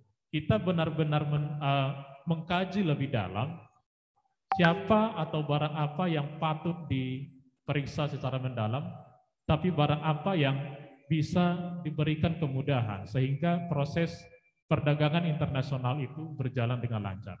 Next.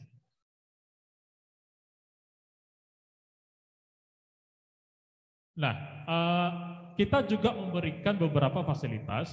Jadi tidak semua barang impor itu pasti dikenakan biaya masuk atau pungutan negara, tetapi beberapa diantaranya diberikan kebijakan atau fasilitas untuk mendorong industri di dalam negeri, supaya industri dalam negeri maju, tenaga kerja terserap, dan iklim usaha kita semakin membaik. Di antaranya kawasan berikat, kemudahan impor tujuan ekspor, pusat logistik berikat, dan juga kita melakukan asistensi ekspor. Jadi perusahaan-perusahaan yang memiliki potensi untuk melakukan ekspor, itu kita asistensi, kita bantu supaya bisa terwujud ekspornya. Next. Nah, ini contoh beberapa perusahaan yang sudah kita asistensi dan diberikan beberapa fasilitas sehingga yang dulunya dia perusahaan kecil, pada akhirnya dia bisa melakukan ekspor dan menghemat biaya produksi sampai dengan 25%. Itu luar biasa. Dengan banyaknya peran yang seperti ini, maka industri dalam negeri semakin meningkat, ekspor kita semakin meningkat, neraca perdagangan kita semakin membaik, dan tenaga kerja juga semakin terserap. Lapangan kerja akan semakin banyak. Next. Nah, pada tahun 2021, total insentif fiskal yang kita berikan itu 10,12 triliun. Mulai dari untuk pandemi, kita impor alat kesehatan dengan membebaskan biaya masuk dan pungutan negara lainnya, kemudian vaksin juga demikian, dan untuk dunia usaha, terutama UMKM, juga diberikan fasilitas seperti keringanan pajak, subsidi bunga, dan lain sebagainya. Next. Nah, untuk lingkup Kanwil Aceh, kita juga memiliki beberapa usaha yang sudah diberikan fasilitas tadi. Misalnya kawasan berikat ada di Banda, kemudian di Aceh Utara, ada pusat logistik berikat di Aceh Utara dan di Aceh Besar, kemudian kita IKM ada di Aceh Besar, dan yang sangat-sangat difokuskan saat ini adalah asistensi ekspor. Jadi kita melakukan asistensi ekspor terhadap UMKM supaya mereka bisa ekspor. Dan saat ini, sampai saat ini beberapa sudah terrealisasi. Dan kita akan terus tingkatkan lagi tahun ini dan tahun-tahun berikutnya. Next. Nah, tadi peran bea cukai ada 4. Salah satunya adalah community protector. Kita bisa bayangkan kalau barang-barang berbahaya itu masuk dari luar negeri ke Indonesia, rusak. Generasi kita bisa rusak, Bapak Ibu, teman-teman semuanya. Ada sangat banyak barang yang berbahaya bagi kesehatan kita, bagi lingkungan hidup, bagi generasi muda, bagi budaya kita, sosial budaya, itu harus kita jaga. Nah, untuk itu kita melakukan penegakan hukum. Apabila ada pelanggaran yang seperti itu, maka kita akan tindak. kita melakukan serangkaian tugas pengawasan mulai dari patroli, pemeriksaan barang, bahkan penindakan apabila diperlukan. Jadi apa yang sering muncul di berita saat ini, ketika misalnya Bea Cukai melakukan penangkapan, penindakan narkoba, barang-barang terlarang, itu merupakan wujud dari peran ini, community protector, supaya masyarakat kita terlindungi dari barang-barang berbahaya yang masuk dari luar negeri. Next. Next lagi. Nah, ini beberapa contoh barang yang sering selama ini masuk ke Indonesia dari luar negeri yang diselundupkan. Misalnya yang paling sering itu kan ini nih, mana NPT, narkotika dan prekursor ini. Ini yang sangat berbahaya dan sangat sering terjadi. Terakhir kemarin untuk wilayah Aceh itu di Langsa, jumlahnya sangat besar, bulan Januari juga kita amankan. Kemudian juga ada obat-obatan, tekstil, produk tekstil, kemudian tumbuhan hidup, kendaraan, barang-barang elektronik, dan lain sebagainya. Sangat banyak dan sangat sering terjadi. Modus para pelaku penyelundupan itu sangat canggih, terus berkembang. Oleh karena itu, negara tidak boleh kalah. Kompetensi kita tetap kita tingkatkan supaya para pelaku kejahatan ini bisa tetap kita tindak. Next. Nah, next lagi. Nah, kita akan bahas nih, apa yang Bea Cukai lakukan dalam mengisi dompet APBN tadi. Nah, Bea Cukai bertugas untuk mengoptimalkan penerimaan negara dari bea masuk, bea keluar, dan cukai. Next. Next lagi. Nah, ini struktur APBN yang tadi sudah dibahas, sebelumnya. Nah, jadi Bea Cukai itu bertugas untuk mengisi dompet yang ini, Bapak Ibu. Ada cukai, dari barang kena cukai tadi sudah dijelaskan oleh teman kita dengan sangat baik. Kemudian ada bea masuk, itu pungutan atas barang yang masuk ke Indonesia, impor. Jadi biaya atau pungutan atas barang yang masuk atau barang impor. Biaya atau pungutan atas barang keluar, bea keluar itu untuk barang ekspor. Jadi bea masuk untuk barang impor, bea keluar untuk barang ekspor. Dan juga selain itu ada pajak dalam rangka impor yang harus dibayar setiap barang impor. Next. Nah, pada tahun 2021 kita menyumbang 504 triliun, Bapak Ibu. Tugas kita sangat berat, dari 2.000 triliun penerimaan negara, 504 triliun itu dari kinerja bea dan cukai. Dari bea masuk, bea keluar, cukai, dan juga pajak dalam rangka impor. Dan tahun 2022 juga dikenakan target yang tidak kalah menantangnya begitu untuk kita. Next. Nah, ini tadi untuk bea masuk dari barang impor, pungutan negara atas barang impor yang jumlahnya tadi sudah disebutkan. Next. Nah, untuk barang keluar ini sangat menarik Bapak Ibu.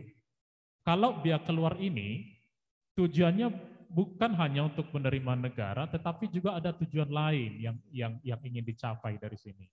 Ada untuk menjamin kebutuhan dalam negeri untuk barang-barang tertentu, karena kalau ekspor itu diberi sebebas-bebasnya, ada risiko di situ. Nanti barang-barang kebutuhan kita itu bisa terancam tidak terpenuhi karena semuanya diekspor gitu. Oleh karena itu harus dikenakan bea keluar supaya ekspornya terkendalikan. Sumber daya alam juga demikian. Kalau sumber daya alam diberi kebebasan, maka alam kita terancam rusak. Nah, ini beberapa barang yang dikenakan bea keluar, sawit, ya, mulai dari CPO sampai produk turunannya, biji kakao, ini yang sedang hot issue sekarang, mineral tambang, olahan kayu, dan kulit samak.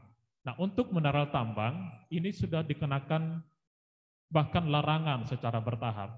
Tujuan utamanya supaya industri dalam negeri meningkat. Jadi barang-barang yang belum diolah secara lebih lanjut itu secara bertahap sekarang sudah dilarang. Supaya apa?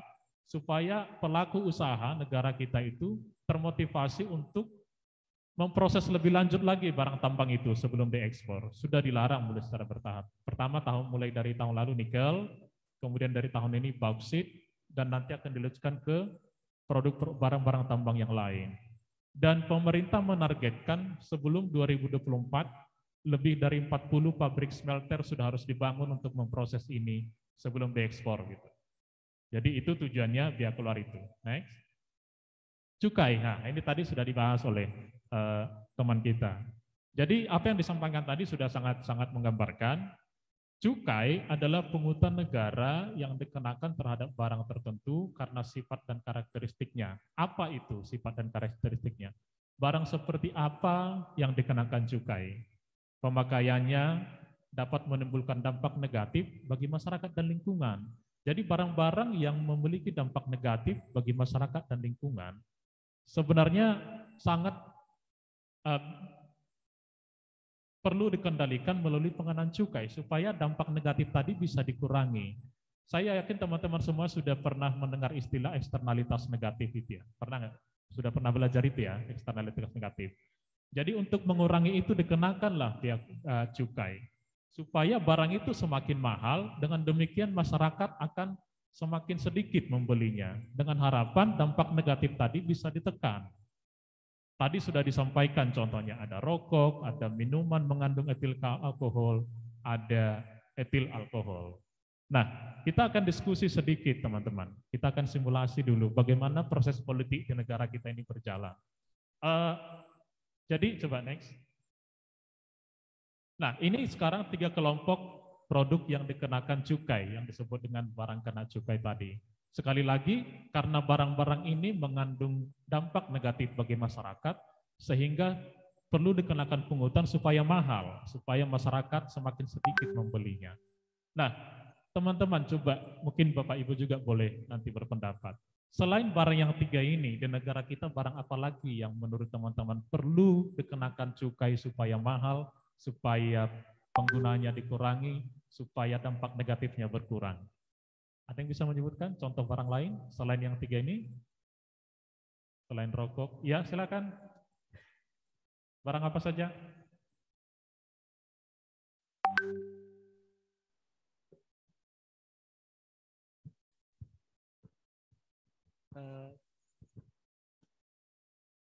Perkenalkan, nama saya Aryan Arsirifki. Saya akan menjawab. Jadi selain dari 3 barang tuh ada barang yang lain lagi seperti smartphone. Smartphone, oke. Ya, Smartphone. Oke, smartphone. Ada lagi? Atau sudah cukup ya? Oke. Oke, smartphone secara sekilas memang ada bersinggungan yang tadi karena mungkin dari sisi abang yang tadi menyampaikan itu berdampak negatif. Ada benarnya gitu. Tapi kita akan bahas lebih lanjut. Apakah kalau dikenakan itu banyak pertimbangan yang harus kita pikirkan sebelum mengenakan karena akan banyak pihak yang terdampak oleh pengenaan itu. Coba next. Ini beberapa contoh barang kena cukai. Next lagi. Terus. Next lagi. Lanjut.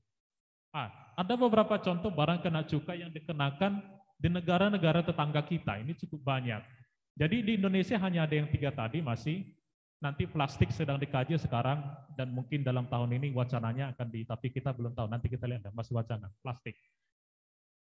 Di negara lain sangat banyak. Ada bahkan BBM dikenakan di banyak negara, bahkan emisi karbon, minuman berpemanis, bahkan klub malam, telepon seperti abang bilang tadi sudah dikenakan di banyak negara, perjudian dan lain sebagainya. Ini semuanya memang memenuhi kriteria dampak negatif tadi. Tapi pengenanya itu sangat kompleks. Misalnya kita bahas satu, minuman berpemanis. Kalau minuman berpemanis ini, yang minuman botol itu dikenakan cukai, teman-teman atau Bapak Ibu ada yang, siapa yang keberatan dulu nih? Ada yang keberatan nggak?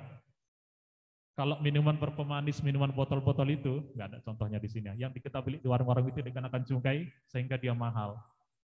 Ada yang setuju? Setuju, Ibu setuju? Ya, kata Ibu biar sehat masyarakat. Ada yang tidak setuju? Ada yang tidak setuju nggak dari pendapat lain gitu? Oke, abang yang di belakang, kenapa tidak setuju Bang? Singkat saja.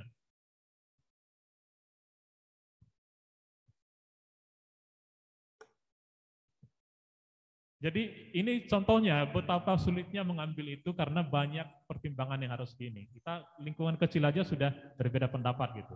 Oke, silakan. Oke, terima kasih atas kesempatannya. Pertanyaan Bapak tadi apa, Pak? Kenapa kalau minuman berpemanis tadi yang jajanan minuman botol itu dikenakan cukai, setuju atau tidak? Oh, minuman ini yang biasa Minuman dijual. berpemanis lah yang di botol-botol itu ya. Ya, yang saya tahu minuman itu kebetulan yang dibuat oleh UMKM. Kalau Ya. kita buat cukai, Oke. maka harganya naik, UMKM-nya yang bakalan busur, Benar. gulung tikar. Oke. Terima kasih Bang. Tepuk tangan untuk Abang itu. Jadi itulah sulitnya membuat kebijakan di negara kita ini. Bahkan di setiap negara begitu. Sekalipun ada dampak negatif dari barang itu, tetapi tidak serta-merta dengan mudah kita kenakan cukai karena ada sangat banyak faktor, ada banyak pihak yang akan terdampak sehingga keputusan itu sangat-sangatlah tidak mudah. Oleh karena itu, untuk saat ini inilah yang kita kenakan cukai. Di negara lain sudah sangat banyak yang dikenakan cukai. Mudah-mudahan nanti ke depannya semakin mendalam kajian yang bisa dibuat, semakin pihak-pihak yang tadi semakin bisa mencapai kesepakatan sehingga pengenaan cukai di Indonesia bisa berpihak ke pengurangan dampak negatif tanpa juga dengan juga mempertimbangkan lapangan usaha, iklim investasi dan lain sebagainya, lapangan kerja dan lain sebagainya. Itu Bapak Ibu, teman-teman semuanya yang bisa kami sampaikan.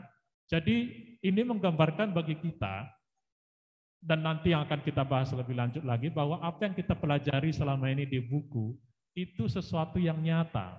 Bukan sesuatu yang abstrak, tapi yang nyata dalam kehidupan kita sehari-hari. Oleh karena itu teman-teman kami harap, jadilah generasi muda yang aktif, yang vokal, ya, yang berdedikasi kepada masyarakat, bangsa dan negara ini. Tetapi yang paling penting darinya adalah dimulai dari informasi yang benar dulu. Dengan niat yang tulus, maka dengan demikian teman-teman akan bisa menjadi generasi-generasi muda yang produktif, yang bisa membawa pencerahan dalam kehidupan bermasyarakat. Demikian dari kami, akan dilanjutkan dengan topik berikutnya. Terima kasih. Terima kasih Pak Sehat. MC, mohon izin Pak Kanwil kalau udah bisa gabung, soalnya minta slot sebentar. Silakan. Mohon izin Pak, untuk materi dari Pak Kanwil kami sediakan di ending bagaimana ya Pak? Setelah atau pemaparan Sekarang aja soalnya Pak Kanwil mau ada rapat sama Wali Nangro nanti jam 10. Siap. Biar. Baik, sebelumnya kami ucapkan terima kasih kepada Bapak Sehat Daulay atas pemaparan materi yang kedua. Boleh beri tepuk tangan sekali lagi. Acara selanjutnya adalah pemaparan materi dari Bapak Kakanwil BC Aceh. Kepada Bapak kami silakan. Baik, terima kasih. Assalamualaikum warahmatullahi wabarakatuh. Saya share screen ya.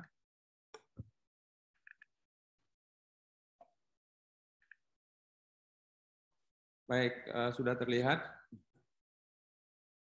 Di screen sudah terlihat? Belum? Udah, Pak. Udah, Pak. Baik, terima kasih. Assalamualaikum warahmatullahi wabarakatuh. Waalaikumsalam warahmatullahi wabarakatuh. Alhamdulillah, pada kesempatan hari ini kita bisa bertemu. Saya ucapkan terima kasih kepada Pak Dekan. Sebelumnya saya juga mengucapkan selamat atas pengukuhan Prof. Faisal menjadi guru besar ya. Prof, selamat atas pengukuhannya. Mudah-mudahan ilmu-ilmu yang dimiliki yang sudah didapatkan dari upaya tidak putus dari Prof bisa dideliver untuk kemajuan Indonesia. Saya membaca ada sesuatu yang luar biasa yang sudah dibuat penelitian oleh Prof yang kemarin dipaparkan oleh Pak Rektor dalam pengukuhan Prof sebagai guru besar di Universitas Syekh Kuala. Yang kedua, saya ucapkan terima kasih kepada rekan-rekan Sivitas Akademika. Saya harus bagi-bagi waktu karena barusan saya juga hadir untuk mendeliver materi di tempat lain. Tapi setelah ini saya juga harus segera meluncur ke Lembaga Walinangro karena ada rapat terkait dengan undang-undang pemerintah Aceh dan kemudian hal-hal ekonomi yang harus dibahas intens agar terjadi perubahan-perubahan signifikan di Aceh sesuai dengan otoritas undang-undang pemerintah Aceh yang dimiliki Aceh. Sehingga kemudian sudah 16 tahun ya, sudah hampir 17 tahun tidak muncul dampak yang signifikan. Mudah-mudahan dengan upaya-upaya ini kita bisa akan memperkuat lagi, termasuk judul yang saya deliver ini, bagaimana mewujudkan perguruan tinggi sebagai garda terdepan pengentasan kemiskinan. Karena Aceh sampai hari ini statusnya sebagai daerah termiskin di Sumatera, nomor 5 di Indonesia. Yang terjadi tentu adik-adik sebagai para ilmuwan akan melihat sebagai sesuatu yang paradoksial gitu. Daerah yang sangat kaya, sumber daya alamnya melimpah luar biasa, anggaran yang dideliver, yang disampaikan ke Aceh oleh pemerintah pusat itu menjadi salah satu yang terbesar di Indonesia. Kalau dibandingkan dengan Pekanbaru, yang sumber daya alamnya nggak berbeda-beda gitu ya. Sumber daya alam Pekanbaru juga luar biasa, sebagai kalau Riau itu sebagai daerah dengan jumlah lahan sawit terbesar di Indonesia, karena kita tahu adalah Indonesia penghasil sawit yang kompetisinya dengan Malaysia sebagai nomor 1, nomor 2 di dunia gitu ya. Tapi kemudian Riau juga punya minyak yang sudah sangat lama ditambang dan menjadi salah satu yang terbesar di Indonesia, di Asia malah. Tapi tetap saja belum begitu signifikan perubahannya dan dana yang ditransfer ke Riau itu hanya 20 triliun. Hanya 20 triliun dengan dana untuk pemerintah pusat yang bertugas di Riau itu 8 triliun, jadi total transfer dana dari pusat ke daerah untuk Provinsi Riau itu hanya 28. Bandingkan dengan Aceh yang kita dapat 33 triliun ditambah dengan 14 triliun untuk pelaksanaan pemerintahan di Aceh untuk kerja-kerja pemerintah pusat. Jadi total dana yang berputar di Aceh itu 47 triliun. Nah, tapi sayang di akhir tahun kita punya silpa yang sangat besar dan perubahannya tidak signifikan. Maka kita coba integrasi. Nah, makanya judulnya saya tulis seperti ini nih untuk adik-adik semua. Menjaga momentum mencapai kesejahteraan melalui pelaksanaan APBM yang optimal di tengah-tengah perkembangan ekonomi dan teknologi terkini. Bagaimana adik-adikku yang sedang kuliah di kampus Universitas Syakuala di Fakultas Ekonomi bisa siap menghadapi dunia kerja pasca pandemi. Ya, disruption-nya luar biasa.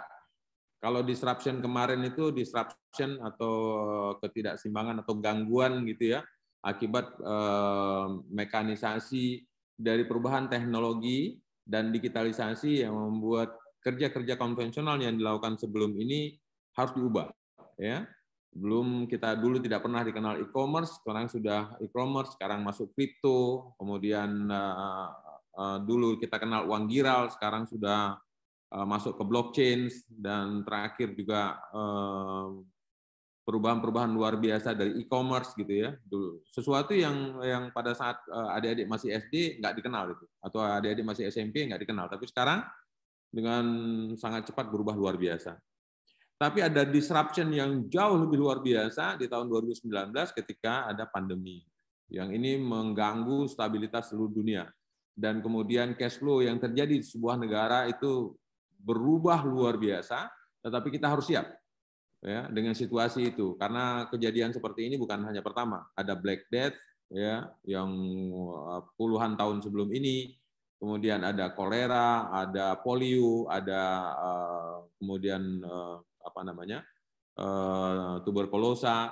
Ya, polio itu baru bisa diselesaikan di seluruh dunia itu setelah 50 tahun.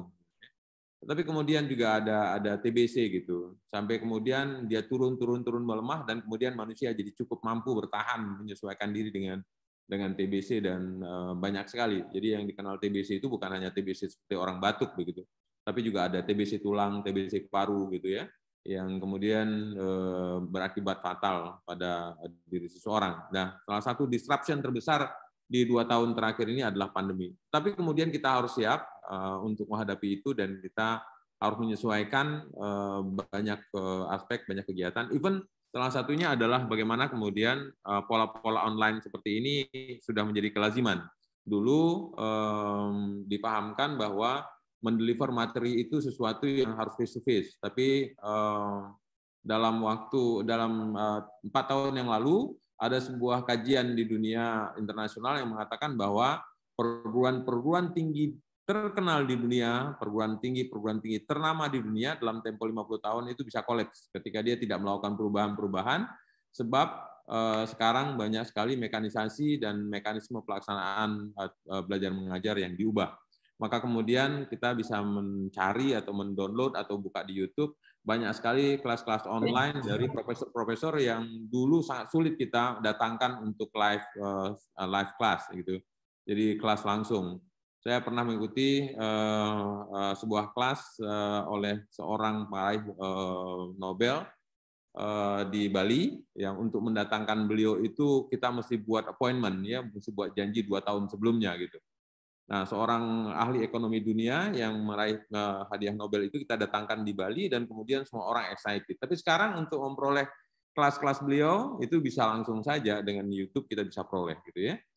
Oleh karenanya kita harus menyiapkan diri. Kita harus jaga momentum kemampuan kita untuk rebound. Ya, sekarang ini Indonesia sudah diakui dunia bahwa kita termasuk dalam 2 tahun terakhir ini kita termasuk negara yang rebound cepat di Asia gitu ya.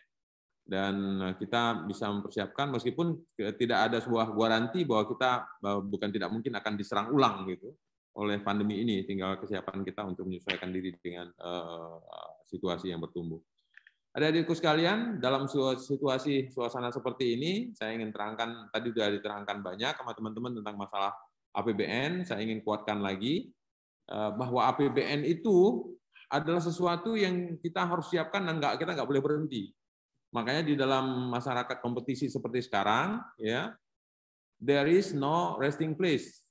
Untuk masyarakat dunia yang terus berkompetisi, ya, coba sekarang imagine di masing-masing adik-adik yang sekarang duduk di bangku mengikuti kegiatan ini, coba pegang kain bajunya masing-masing, atau yang berjilbab silakan pegang jilbabnya. Coba dilihat itu berapa konten dari pakaian yang dipakai sekarang ini yang asalnya dari Aceh. Coba diukur-ukur dari baju, kancing bajunya apakah berasal dari Aceh? Bukan. Pewarna kain kita berasal dari Aceh? Bukan. Kain, benang, kapas yang sekarang sudah menjadi kain atau menjadi pakaian malah, itu berapa konten yang dari Aceh? Yang kalau kita tidak siap, bisa jadi produk-produk itu semuanya akan dikuasai oleh orang-orang yang sangat cepat berlari dan berubah, dan kita menjadi konsumer penuh. Yang kemudian kita jadi punya ketergantungan luar biasa dari orang lain yang kalau kita diam diri. Makanya di dalam masyarakat yang kompetisi luar biasa untuk saat sekarang ini, maka tidak ada boleh waktu untuk kita diam. Kita harus merebut peluang-peluang kita supaya kita ikut berkontribusi dan kita menghilangkan ketergantungan. Hari ini kalau adik-adik membaca, silahkan dibuka, ada kajian-kajian yang kita buat bahwa ketergantungan Aceh kepada daerah lain defisitnya sampai 44,5 triliun. Ya, defisit kita. Itu yang membuat kemudian Aceh jadi miskin meskipun potensinya luar biasa. Kenapa? Karena kita bekerja dengan tidak termekanisasi, yang kemudian kita apapun yang ada itu biasanya petik tanpa proses langsung jual. Jadi petik jual, di tengah-tengahnya ada yang loss. Padahal nilai tambah itu ada di tengah-tengah gitu. Jadi petik harusnya proses baru jual gitu. Karena di dalam proses itu menghasilkan sebuah nilai tambah. Imagine adik-adikku, silahkan di-imagine sekarang sesuatu yang sangat sederhana, silahkan nanti ini anak ekonomi semua kan, silahkan Anda ke pasar, bisa di Melabuh yang paling jauh misalnya, atau ke Tapak Tuan gitu, atau ke Singkil malah bisa sekalian. Saya sempat ke Nagan Raya, untuk kemudian saya waktu ke Nagan itu sengaja, bukan saya kemudian jalan untuk melihat sesuatu, tapi sengaja saya jalan di pinggir pasar, saya ngelihat ada nggak buah mangga Cirebon di situ. Ada nggak buah mangga Indramayu di situ? Ya, ketika saya ke Labuhan Haji, di pasar Labuhan Haji saya berhenti, saya minta driver saya menghentikan kendaraan di sisi jalan yang menjual buah, saya bilang, tolong hentikan mobil, saya hanya khusus untuk melihat dan memfoto bahwa di situ ada mangga Indramayu. Anehnya bahwa mangga Indramayu bisa sampai ke Aceh, tapi mangga Mekik yang kita tahu mangga Labuan Haji sebagai mangga golek, salah satu yang kualitasnya Masya Allah luar biasa di Aceh, itu tidak sampai ada di Indramayu. Paradoks ya? Paradoks sekali. Kenapa? Kalau secara ekonomi nggak ada alasan itu. Kalau kita mau bilang harga logistik, tuh buktinya barang mangga Indramayu ada di Aceh. Tapi kenapa mangga Aceh, ya mangga Mekik dan mangga Labuan Haji tidak bisa sampai ada di Indramayu gitu. Harusnya kan kita harus, kalau namanya perdagangan harus ada equilibrium, ada equilibrium, ada primary balance gitu, ada keseimbangan gitu. Nah ini karena kita tidak ada mekanisme yang terjadi, ini kan sudah menjadi budaya gitu. Mangga kita di Banda Aceh, mangga kita di Aceh Besar, mangga kita itu sistem belinya adalah beli batang gitu. Begitu mangga sudah berbuah, maka kemudian datang pembeli, agen pembeli yang kemudian batangnya langsung beli 500.000, tapi kemudian mulai dari batang buah besar sampai buah yang kecil yang masih asam pun itu dipetik karena mekanisme si pembeli dia ingin cepat dapat langsung dan tidak mau membangun effort. Akibatnya apa? Kualitas produk kita menjadi rendah dan turun dan daya beli, bukan daya beli, appetite-nya rusak.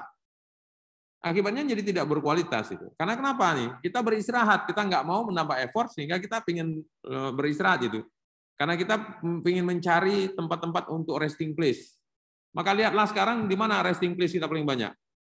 Keluar dari kampus ini langsung belok kiri kita akan ketemu dengan warung kopi Alhambra gitu. Ya, sekarang malah udah pindah ke arah pinggir Jalan Krungcut ya. Dulu waktu saya masih kuliah itu di pojok sebelah kanan pintu gerbang Universitas Syakuala itu adalah warung kopi Alhambra. Yang sejak tahun 1989 itu sudah ada tuh warung kopi Alhambra di situ. Dan disitulah kemudian rasa nyaman kita muncul dan membuat akhirnya kita ada resting place kita, yang membuat akhirnya kita ketinggalan dan ini punya implikasi gitu. Adik-adik sekalian, mari kita lihat sekarang apa yang menjadi sebuah kemajuan sebuah daerah. Gitu. Ya, kemajuan sebuah daerah, apalagi ada di ekonomi, ini bicara PDB nih. PDB itu komponennya 5. Komponennya 5 dan itu semua penambah. Yang pertama government spending, huruf G, ditambah dengan investment atau investasi, ditambah dengan consumption, ditambah dengan yang dalam kurung, ekspor kurang impor, yang tadi sudah diterangkan sama teman-teman. Nah, semua nilai itu harus jadi penambah gitu, kecuali yang di dalam kurung gitu. Ekspor harus dikurang impor, ekspornya diperbanyak, impornya dikurangi. Boleh dilakukan impor hanya untuk komoditi-komoditi yang memang kita tidak punya, yang kalau kita proses pasti akan menimbulkan cost tinggi, sehingga kalau memang ada sesuatu yang bisa disubstitut, bisa diubah, makanya harusnya kita produksi sendiri gitu. Nah, negara-negara yang government spending-nya bagus, ditambah dengan investment-nya kuat, ditambah dengan consumption-nya tinggi, plus ditambah ekspornya tinggi, dikurang impornya rendah, maka itu adalah negara maju. Daerah maju. Komponennya apa? Komponennya ada 4 sebelah kanan tuh, sumber daya, yang terdiri dari sumber daya alam, sumber daya manusia, dan sumber daya teknologi. Kalau bicara energi, sumbernya ada listrik, angin, matahari, sungai, laut, dan ada sumber-sumber energi lain gitu. Yang terus dia akan bertumbuh sesuai dengan perkembangan teknologi yang sekarang sudah ada Tesla segala macam. Gitu ya, yang meskipun itu adalah konversi dari listrik gitu. Kemudian bisa tertunjang atau menunjang suatu aktivitas yang di suatu daerah itu ada infrastruktur. Nah, infrastruktur yang dibutuhkan itu apa? Pelabuhan, bandara, jembatan, jalan tol, so on. Ya. Kemudian ada investasi. Untuk investasi, maka ada 3 kepastian yang diinginkan. 1 kepastian keamanan, 2 kepastian hukum, dan 3 kepastian politik. Dan yang terakhir kalau di Aceh ada tambahan nih sekarang. Kepastian demokrasi gitu. Ya, kepastian demokrasi itu punya dampak luar biasa karena sesuatu yang sudah lazim dan sudah dipahami banyak orang sekarang ini, setiap penggantian pimpinan di sebuah daerah akan berimplikasi kepada seluruh strukturnya bisa berubah. Suatu rezim yang berganti bisa berakibat pada bergantinya struktur administrasi pemerintahan. Jadi ASN-nya juga bisa berombak itu. Kepala dinas bisa berganti secara mendadak gitu. Padahal itu adalah jabatan karir yang harusnya tidak boleh berubah. Dan ketakutan-ketakutan pada seorang yang ingin berinvestasi dari perubahan struktur politik atau struktur demokrasi di suatu daerah itu menimbulkan uncertainty, ketidakpastian. Nah, begitu ada muncul ketidakpastian, maka muncul ketakutan sebab semua investasi pasti long term. Tapi demokrasi sifatnya short term atau middle term. Ya, demokrasi sifatnya 5 tahun, tetapi investasi bisa bersifat 30 tahun. Nah, setiap kali 5 tahun ada penggantian membuat ketakutan-ketakutan. Nah, inilah adik-adikku di kampus yang harus coba mendrive itu. Jangan sampai kemudian pergantian demokrasi di satu tempat, satu daerah berimplikasi dan gangguan kepada investasi yang sudah ditanamkan untuk kepastian dan kebutuhan jangka panjang. Ini harus jadi kajian di kampus harusnya. Jangan sampai kemudian penggantian demokrasi di sebuah daerah berdampak kepada investasi yang sudah dilakukan yang sifatnya long term. Nah, kalau kita lihat sekarang, maka sebuah daerah kalau punya 4 sumber ini, ya 4 faktor ini, maka dia akan menghasilkan kemajuan. Tanda-tanda kemajuan satu daerah itu pertama apa? Kualitas pendidikannya tinggi. Kalau kapasitas kualitas pendidikan di Aceh nggak usah diragu, karena secara rata-rata nasional juga IPM kita di atas rata-rata gitu. Ya, ketika ditarik garis tengah, garis medium, Aceh itu ada di atas garis medium itu. Ditambah dengan kapasitas yang sudah terbukti hari ini, ya kemarin juga alhamdulillah dekan kita mendapatkan pengukuhan guru besar, yang artinya sudah menambah jumlah profesor di Aceh yang di kampus Universitas Syah Kuala ini sudah lebih dari 80 orang. Yang semua beliau-beliau adalah alumni-alumni yang berasal dari top 100 top university of the world. 200 atau 100 top university of the world. Jadi kalau kapasitas keilmuannya nggak usah di-challenge gitu. Ya, karena sudah terbukti kita berada di kompetisi kampus terbaik di dunia gitu. Baik alumninya atau kita sendiri sudah mampu untuk menjadi kompetisi dalam Webometric, kita bisa lihat bahwa di mana level kita gitu. Nah, level pendidikan itu tidak boleh berhenti gitu. Karena kalau kita berhenti, tadi saya katakan no resting place in competitive society, kalau kita berhenti, terlalu mudah kita akan compete. Kita nggak pernah kebayang dulu universitas-universitas Cina sekarang ada di Webometric itu ada di atas, sekarang berubah gitu. Ya, meskipun kemudian MIT, Harvard, Oxford, kemudian NUS dan di Singapura satu lagi itu ya berkompetisi di 1, 2 sampai 5 sampai 10 gitu, naik turun gitu. Tetapi tiba-tiba menyusup kemudian ada perguruan tinggi di India, di Cina, dan sekarang sudah bergerak ke Thailand segala macam, dan mereka menerobos masuk gitu. Kenapa? Karena kita nggak boleh berhenti, nggak boleh puas. Kalau taken for granted kita puas, kita akan cepat dipotong orang gitu. Nah, sekarang pertanyaan, kalau perguruan tinggi di Aceh kita nggak usah khawatir gitu. Satu-satunya provinsi di Indonesia yang punya 4 perguruan tinggi negeri umum itu hanya Aceh. Lihat sekarang Sumatera Utara hanya ada USU, ada Unimed gitu, Universitas Negeri Medan, tapi di Aceh ada 4 kampus gitu. Yang politeknik ya sama saja, di tempat-tempat lain juga ada, di kita juga nggak kurang gitu. Jadi itu sebagai penanda bahwa kualifikasi pendidikan di Aceh nggak usah kita khawatir deh. Tinggal sekarang kita berkompet karena lawan kita atau kompetitor kita bukan di level-level nasional, harusnya kompetitor kita di levelnya level internasional gitu. Makin tinggi level kualifikasi dan recognize atau pengakuan yang diberikan oleh semua entitas perguruan tinggi di dunia akan membuat keyakinan bahwa kita punya sesuatu modal gitu.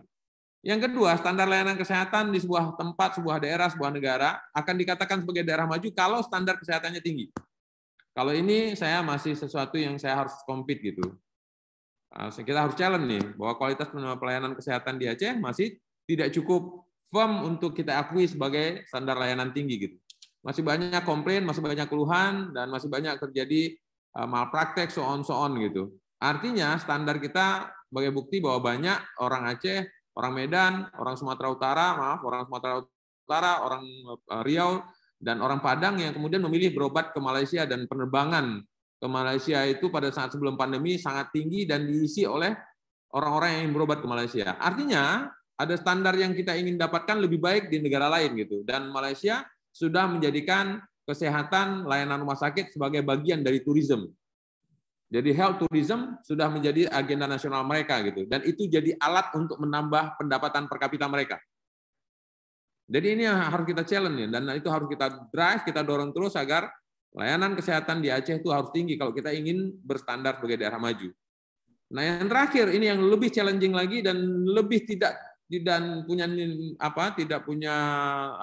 base nilai skor tinggi kita adalah aktivitas industri dan hilirisasi di tempat itu tinggi. Dan kalau ini di Aceh, nilainya masih sangat rendah.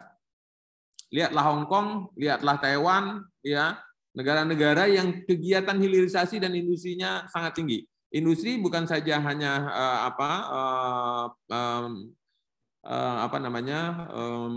kegiatan-kegiatan packaging, kegiatan manufacture saja, ada juga industri perbankan gitu. Kita tahu Singapura sebuah negara kecil yang penduduknya sama dengan penduduk Aceh 5 jutaan, tapi kemudian dia menjadi hub financing industri terbaik di dunia. Maka kemudian mereka menjadi salah satu negara paling makmur di dunia gitu. Ya, lihatlah Swiss, dia tidak punya kecuali ada industri Victorinox yang kita tahu zaman perang dulu dia sudah punya standar industri alat-alat perang gitu, pisau segala macam, jam segala macam, dia punya produk yang sangat membanggakan dan dibanggakan, itu namanya Victorinox gitu ya. Nah, Aceh masih punya persoalan yang punya implikasi gitu. Apa implikasinya tentang masalah kemiskinan? Karena ini yang masih rendah. Oke, adik-adik sekalian, mengapa kemiskinan tidak boleh jadi identitas gitu? Harusnya Aceh nggak boleh punya brand, kemudian kita jadi berstatus daerah miskin, karena akan menimbulkan ketakutan para investor. Akan menjadi persoalan ketika 4,5 dari salah satu dari 5 komponen PDRB yang menghasilkan sebuah kemajuan itu tidak akan bertambah gitu ketika ada labeling miskin gitu. Dan ini harus diperjuangkan gitu. Kita Aceh harus keluar dari label itu, karena kalau tidak maka investasi tidak akan dengan nyaman hadir karena di situ muncul banyak ketidakpastian gitu. Jadi kalau salah satu di antara PDB tadi itu hilang ya, atau nilainya 0 atau nilainya rendah sekali, maka tadi government spending, oke, Aceh dapat transfer daerah itu sangat tinggi dari Indonesia, dari pemerintah pusat. Total sekarang tahun ini 47 triliun gitu. Government spendingnya tinggi, meskipun nyata-nyatanya pelayanan atau tata laksana yang tidak cukup firm mengakibatkan kita tidak disilpa gitu ya. Nah, ada komponen penambah satu yang huruf I itu. Nah, itu kalau ada di daerah-daerah yang labeling miskin, biasanya para investor tidak cukup nyaman. Bahasanya di sini, yang paling bawah, ya, faktor yang mempengaruhi satu daerah melakukan ada tidaknya research and development membuat orang akan lebih dominan. Kenapa? Para investor, para penanam modal dia tidak mau menginvest untuk kegiatan HRD, research and development gitu. Ya, kalau skenario kita banyak, maka adik-adikku sekarang ini R&D banyak dilakukan di kampus Universitas Syah Kuala gitu. Adik-adikku sekarang yang sedang S1 atau S2, makin banyak riset yang Anda submit ke jurnal internasional, dan itu memudahkan para investor tidak perlu harus mencari database sendiri atau melakukan kajian sendiri pada sesuatu kegiatan produktif yang ingin mereka lakukan, atau mereka ingin invest di Aceh, mereka akan lebih tertarik gitu. Nah, ini silakan nanti kalau saya berkenan share, saya boleh share bahan ini untuk jadi bacaan aja, untuk insight, untuk menjadi wawasan bagi adik-adik sekalian ya. Jadi kita harus ending poverty. Aceh harus berjuang sama-sama nih. Kita harus ending poverty. Ya, karena kalau tidak, maka akan jadi persoalan gitu. Oleh Mahatma Gandhi dikatakan poverty is the worst form of violence. Ya, jadi bentuk-bentuk yang tidak kita sengaja kita bentuk sendiri, berbagai kekerasan terjadi karena masalah kemiskinan. Oke, next. Jadi kita harus ending poverty now ya. Ya, adik-adik mahasiswa sekarang dan semua entitas yang punya kesadaran untuk membangkitkan Aceh untuk jadi maju, kita harus usaha upayakan supaya kemiskinan itu hilang di Aceh. Gitu ya. Nah, saya punya quote nih. Quote-nya 2. 1, kenali setiap kelebihan diri. Identifikasi kebutuhan orang lain. Kalau Anda mampu mengidentifikasi diri dan Anda mampu untuk melihat kebutuhan orang lain, pada saat itu Anda akan melihat celah-celah sukses di masa depan Anda. Kenapa? Karena sesuai teori kesetimbangan, keluhan Anda akan menjadi peluang di orang lain. Jadi teori kesetimbangan, kalau Aceh mengeluh, Aceh nggak bisa, nggak punya sesuatu yang nggak dipunya, di Aceh nggak punya apa? Aceh nggak punya bawang nih. Hari ini kita Aceh nggak punya bawang. Kenapa Aceh nggak punya bawang? Data statistik mengatakan kita defisit 17.000 ton. Karena kita defisit 17.000 ton dan itu adalah keluhan, maka kemudian Solok mengambil porsi, maka kemudian Brebes mengambil peluang. Sehingga kalau itu kemudian menjadi sebuah ketergantungan, maka selamanya kita tidak melakukan kegiatan produksi. Oleh karenanya Aceh, Anda yang sedang berada di Aceh, even Anda orang asli Aceh, atau even Anda orang luar Aceh yang sedang berada di Aceh, maka itu harus nanti peluang untuk kita lihat. Bagaimana sekarang teman-teman yang kuliah di Fakultas Ekonomi untuk melihat opportunity ini. Apa yang mesti kita lakukan? Jadi kita harus kenali apa yang kita miliki, apa yang kita tidak punya gitu. Dan yang paling penting, ada satu quote yang disampaikan oleh Head bahwa your uniqueness is your power. Jadi Aceh harus mampu mengidentifikasi keunikannya. Kalau kita mampu dan mau, kita tahu persis bahwa Prancis itu kalau kita embargo, Maaf ya. Prancis kalau kita embargo dengan nilam, maka industri parfum Prancis itu bisa goyang. Kalau kita embargo kita stop, kita nggak kirim sama sekali, atau orang di Aceh melakukan boykot, tidak tanam nilam. Karena nilam itu coba di search di Google adik-adik, nilam itu adalah singkatan dari kepanjangan yang A-nya itu adalah Aceh. I ini Nederland dan A-nya di kata-kata nilam itu adalah Aceh gitu.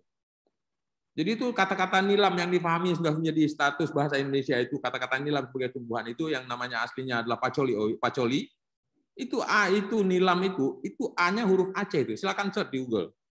Artinya kalau kita mengetahui keunikan kita, maka itu sebenarnya jadi power. Tapi kenapa puluhan tahun kita tidak bisa menjadikan itu sebagai kekuatan kita untuk bisa mendrive orang lain, industri di tempat lain kemudian. Alhamdulillah sekarang sudah ada Asri Research Center di Aceh, ya, dan Pak Saifullah Muhammad sebagai lead-nya itu sudah mampu membuat, dan kita sudah sampai pada mampu menghasilkan kristal nilam gitu. Yang dulunya itu jadi tengkulak, jadi bahan mainan gitu. Dan untuk jadi pemahaman adik-adikku sekalian, ini terkait APBN nih. Ya, bagaimana kami Kementerian Keuangan mendrive agar kemudian semua petani, semua orang-orang yang melakukan kegiatan produktif itu tidak dianiaya oleh para pelaku monopoli gitu, yang kemudian kartel bermain di situ, dan itu semua teori ekonomi. Oleh mereka yang punya uang di satu tempat itu, di hold, mereka tidak mau beli dan disengajakan untuk tidak mau belanja. Mereka bersepakat semua para pelaku pembeli itu, sampai kemudian kita menjadi ketergantungan gitu. Padahal kita tahu persis harga keekonomian nilam itu 350.000.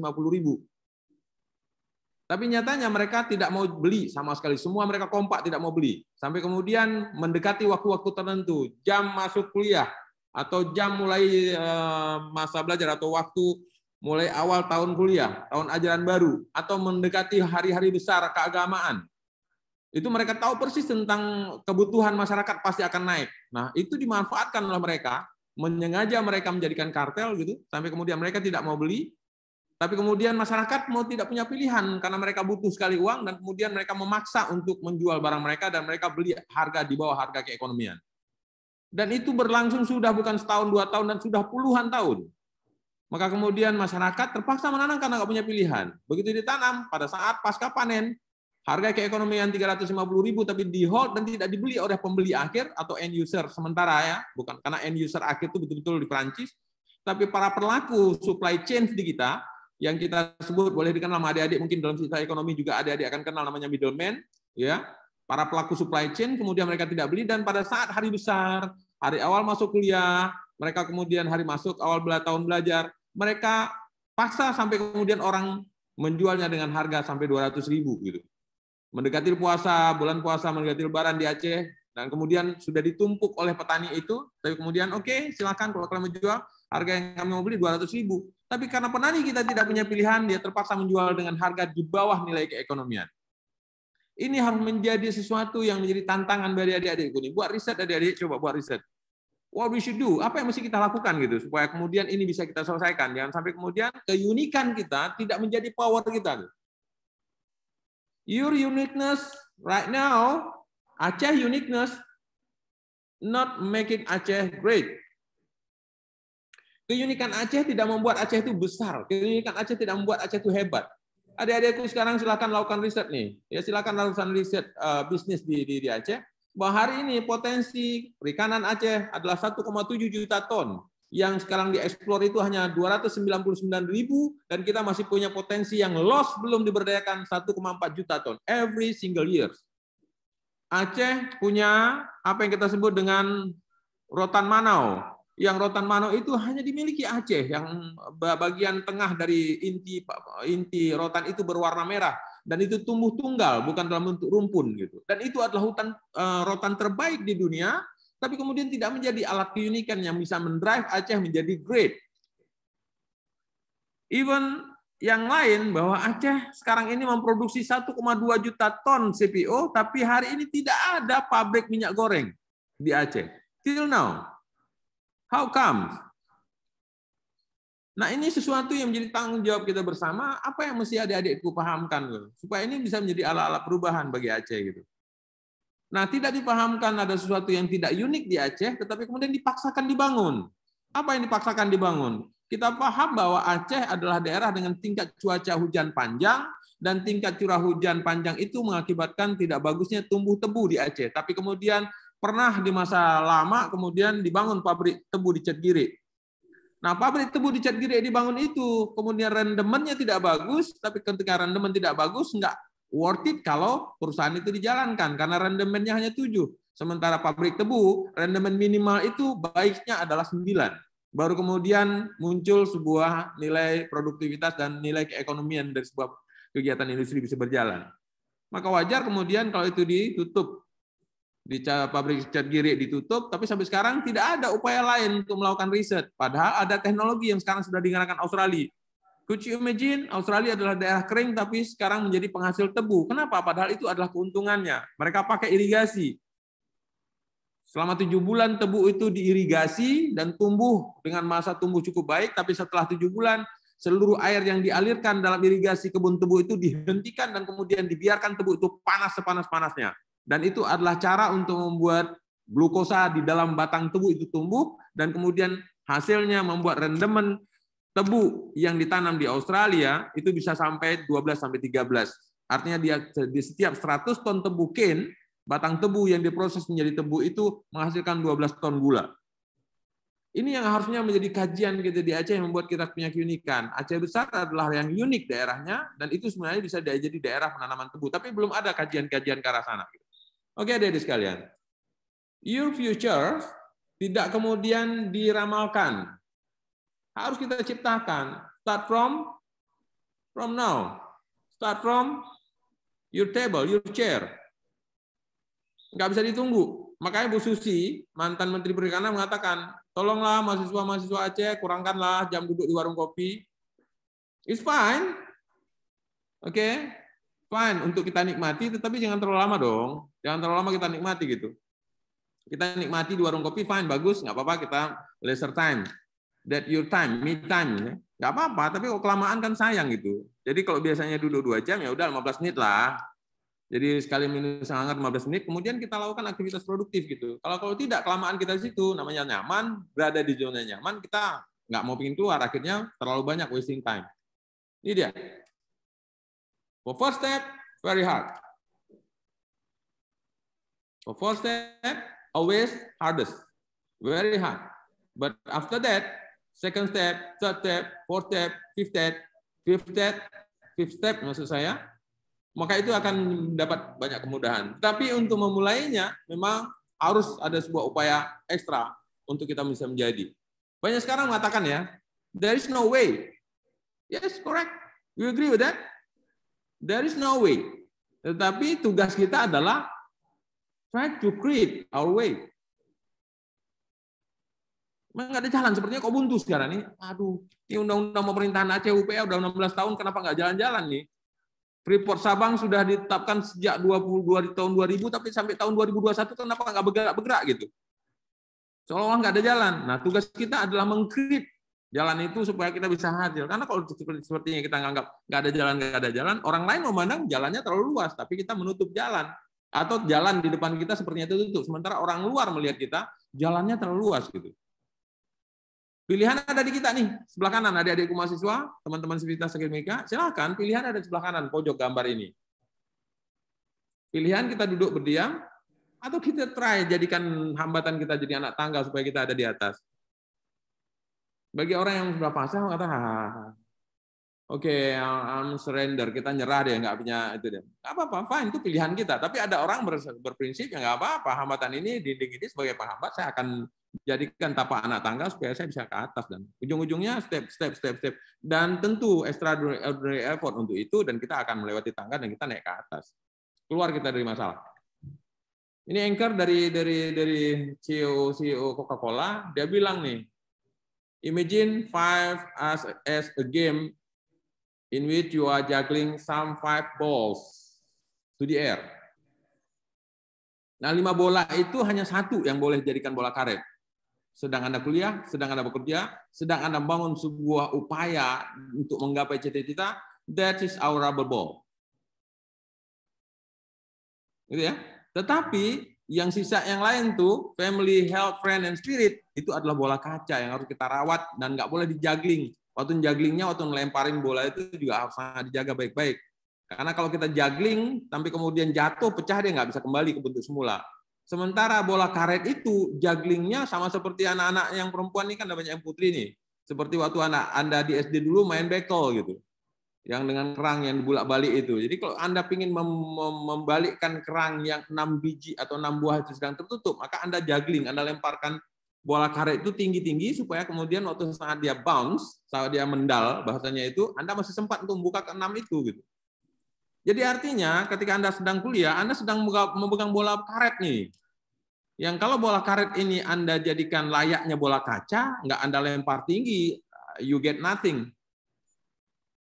Tapi kalau kita jadikan bola kuliah kita, ya sama. Saya juga kuliah di kampus yang sama kok, cuma fakultasnya beda ya. Saya alumni Fakultas Teknik Universitas Syah Kuala di Banda Aceh ini juga. Saya dulu kuliah, di tahun-tahun 90-an saya kuliah itu, tempat tidur saya itu adalah lemari. Yang lemari itu sampai sekarang ada di laboratorium Fakultas Teknik jurusan mesin. Kalau ada anak-anak Fakultas Ekonomi yang penasaran untuk melihat lemari tempat saya tidur dulu, silahkan datang ke Fakultas Teknik. Di laboratorium korosi, di situ ada lemari kayu, yang sampai sekarang itu masih ada. Masih dipakai lemari itu, dan itu adalah tempat tidur saya yang jarak tempat tidur itu hanya 60 cm. Lebar lemari itu memang lebar, dia ada 2,4 meter, tetapi lemari itu dengan 4 pintu, maaf, 1,8 meter kalau saya nggak salah, dia 4 pintu, tapi tidak ada penyekat tengah gitu. Karena kami memasukkan alat-alat kerja teknik yang pasti panjang-panjang, bukan seperti layaknya lemari pakaian gitu. Pintunya memang 4, tapi tidak ada pembatas tengah, dan itu bisa saya jadikan tempat tidur gitu. Dan silakan adik-adik imagine bagaimana saya tidur di tengah malam, kalau saya tutup pintu habis pasti saya nggak bisa bernapas dalam lemari, maka saya buka sedikit saja untuk saya bisa bernapas gitu. Karena kalau saya buka lebar pasti nyamuknya luar biasa. Karena itu di ruang terbuka gitu kan, karena aula gitu.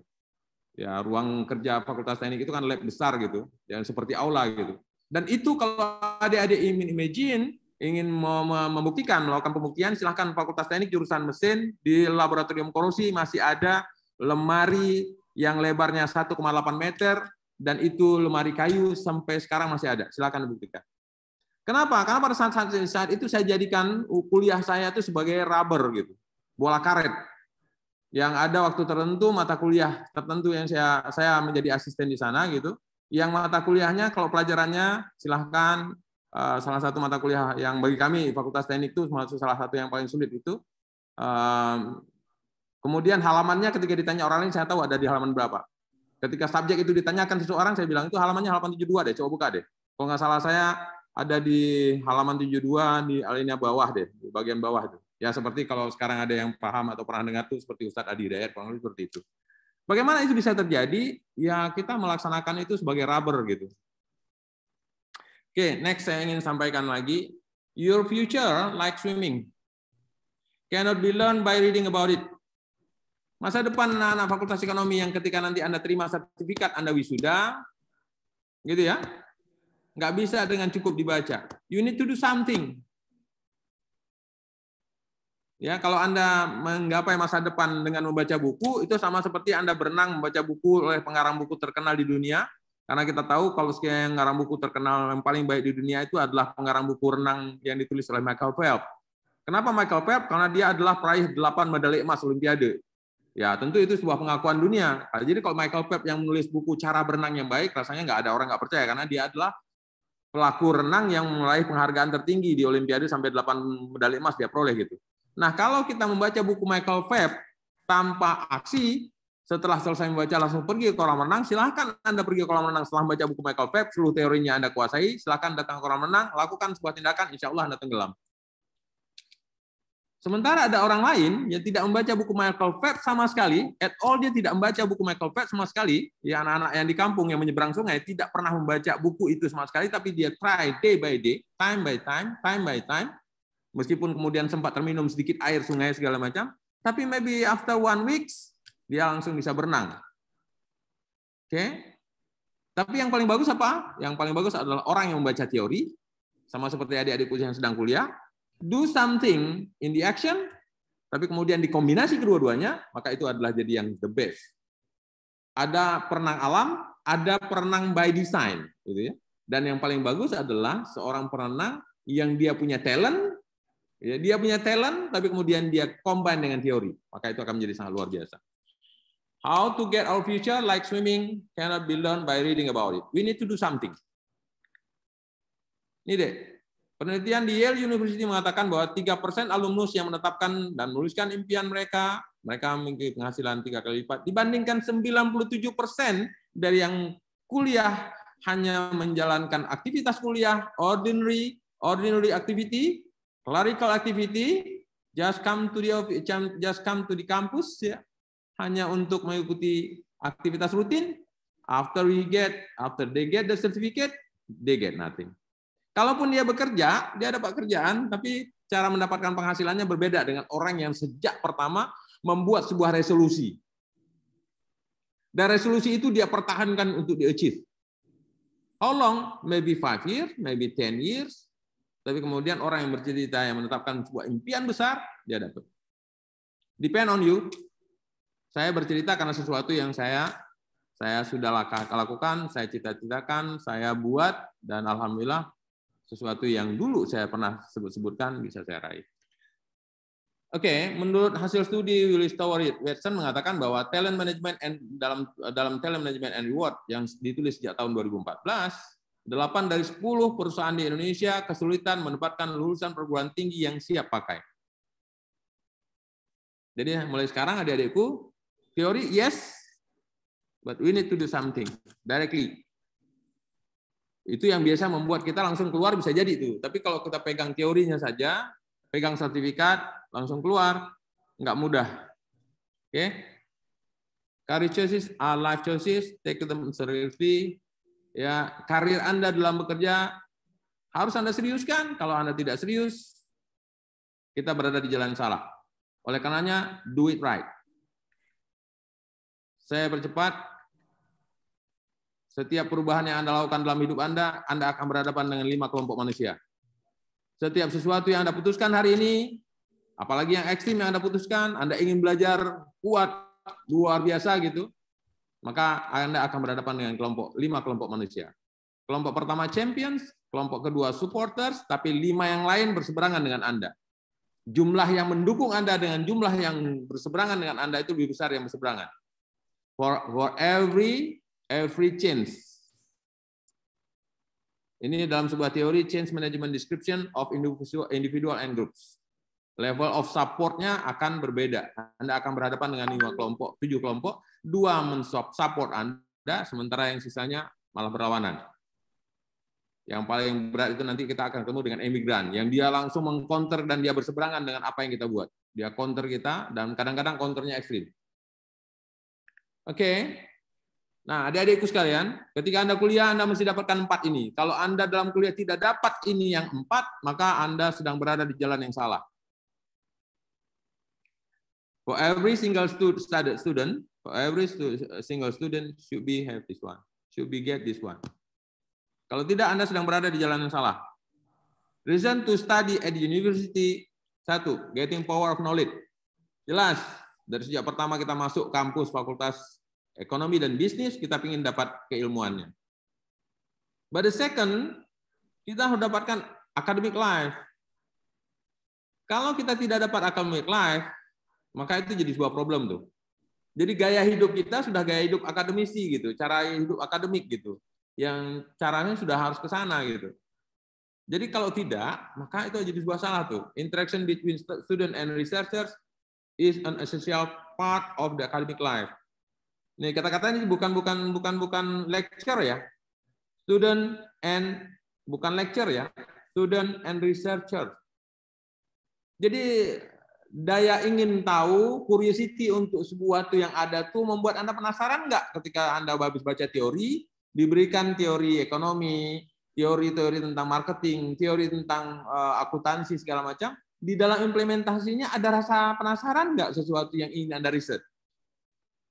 For very simple sample. Kita coba tadi dengan mangga Indramayu. Ada nggak Anda rasa penasaran? How comes ya? Kenapa ya? Ini kalau di Melabuh tuh ada rumbia tuh, rumbia yang dipejeruk tuh. Kalau bahasa Aceh paham ya? Rumbia diasinin tuh. Sebelum tsunami itu paling terkenal gitu, famous sekali. Tapi sekarang sudah hilang, tapi sekarang sudah mulai tumbuh lagi gitu. Kenapa sesuatu yang unik itu nggak sampai ke sana ya? Kenapa kemudian Mangga Indramayu sampai di pelosok-pelosok Aceh, tapi kenapa kemudian Mangga Aceh tidak sampai ke pelosok di Pulau Jawa atau sampai ke Kalimantan? Something wrong. Ada nggak daya riset itu? Nah, ini academic life. Kalau tidak, maka Anda kehilangan salah satu dari reason Anda dari kampus. Third one is productive environment. Kalau Anda ke kampus tidak berada dan tidak memperoleh lingkungan yang produktif, maka itu jadi persoalan besar. Persoalan besar pada masa depan. Maka kita akan jadi orang biasa saja dan ujung-ujungnya kita akan fight untuk jadi pegawai negeri gitu. Gitu ya? Karena itu sesuatu yang sepertinya saya stabil gitu, padahal belum tentu. Orang yang paling bagus adalah jadi entrepreneurship, apalagi Anda kuliah di ekonomi gitu ya. Tapi rata-rata kita ingin stabil gitu, ingin yang udah stabil aja lah, dapat gaji sekian oke gitu, enough. Padahal jumlah entrepreneur di Aceh, di Indonesia tuh jauh, masih di bawah 1% kalau saya nggak silap, sementara Singapura sudah 4, something gitu. Nah ini yang jadi salah, karena kenapa tidak berada pada lingkungan yang produktif gitu, apalagi kita punya suasana leisure time, kemudian resting place yang membuat kita merasa nyaman dan tidak produktif.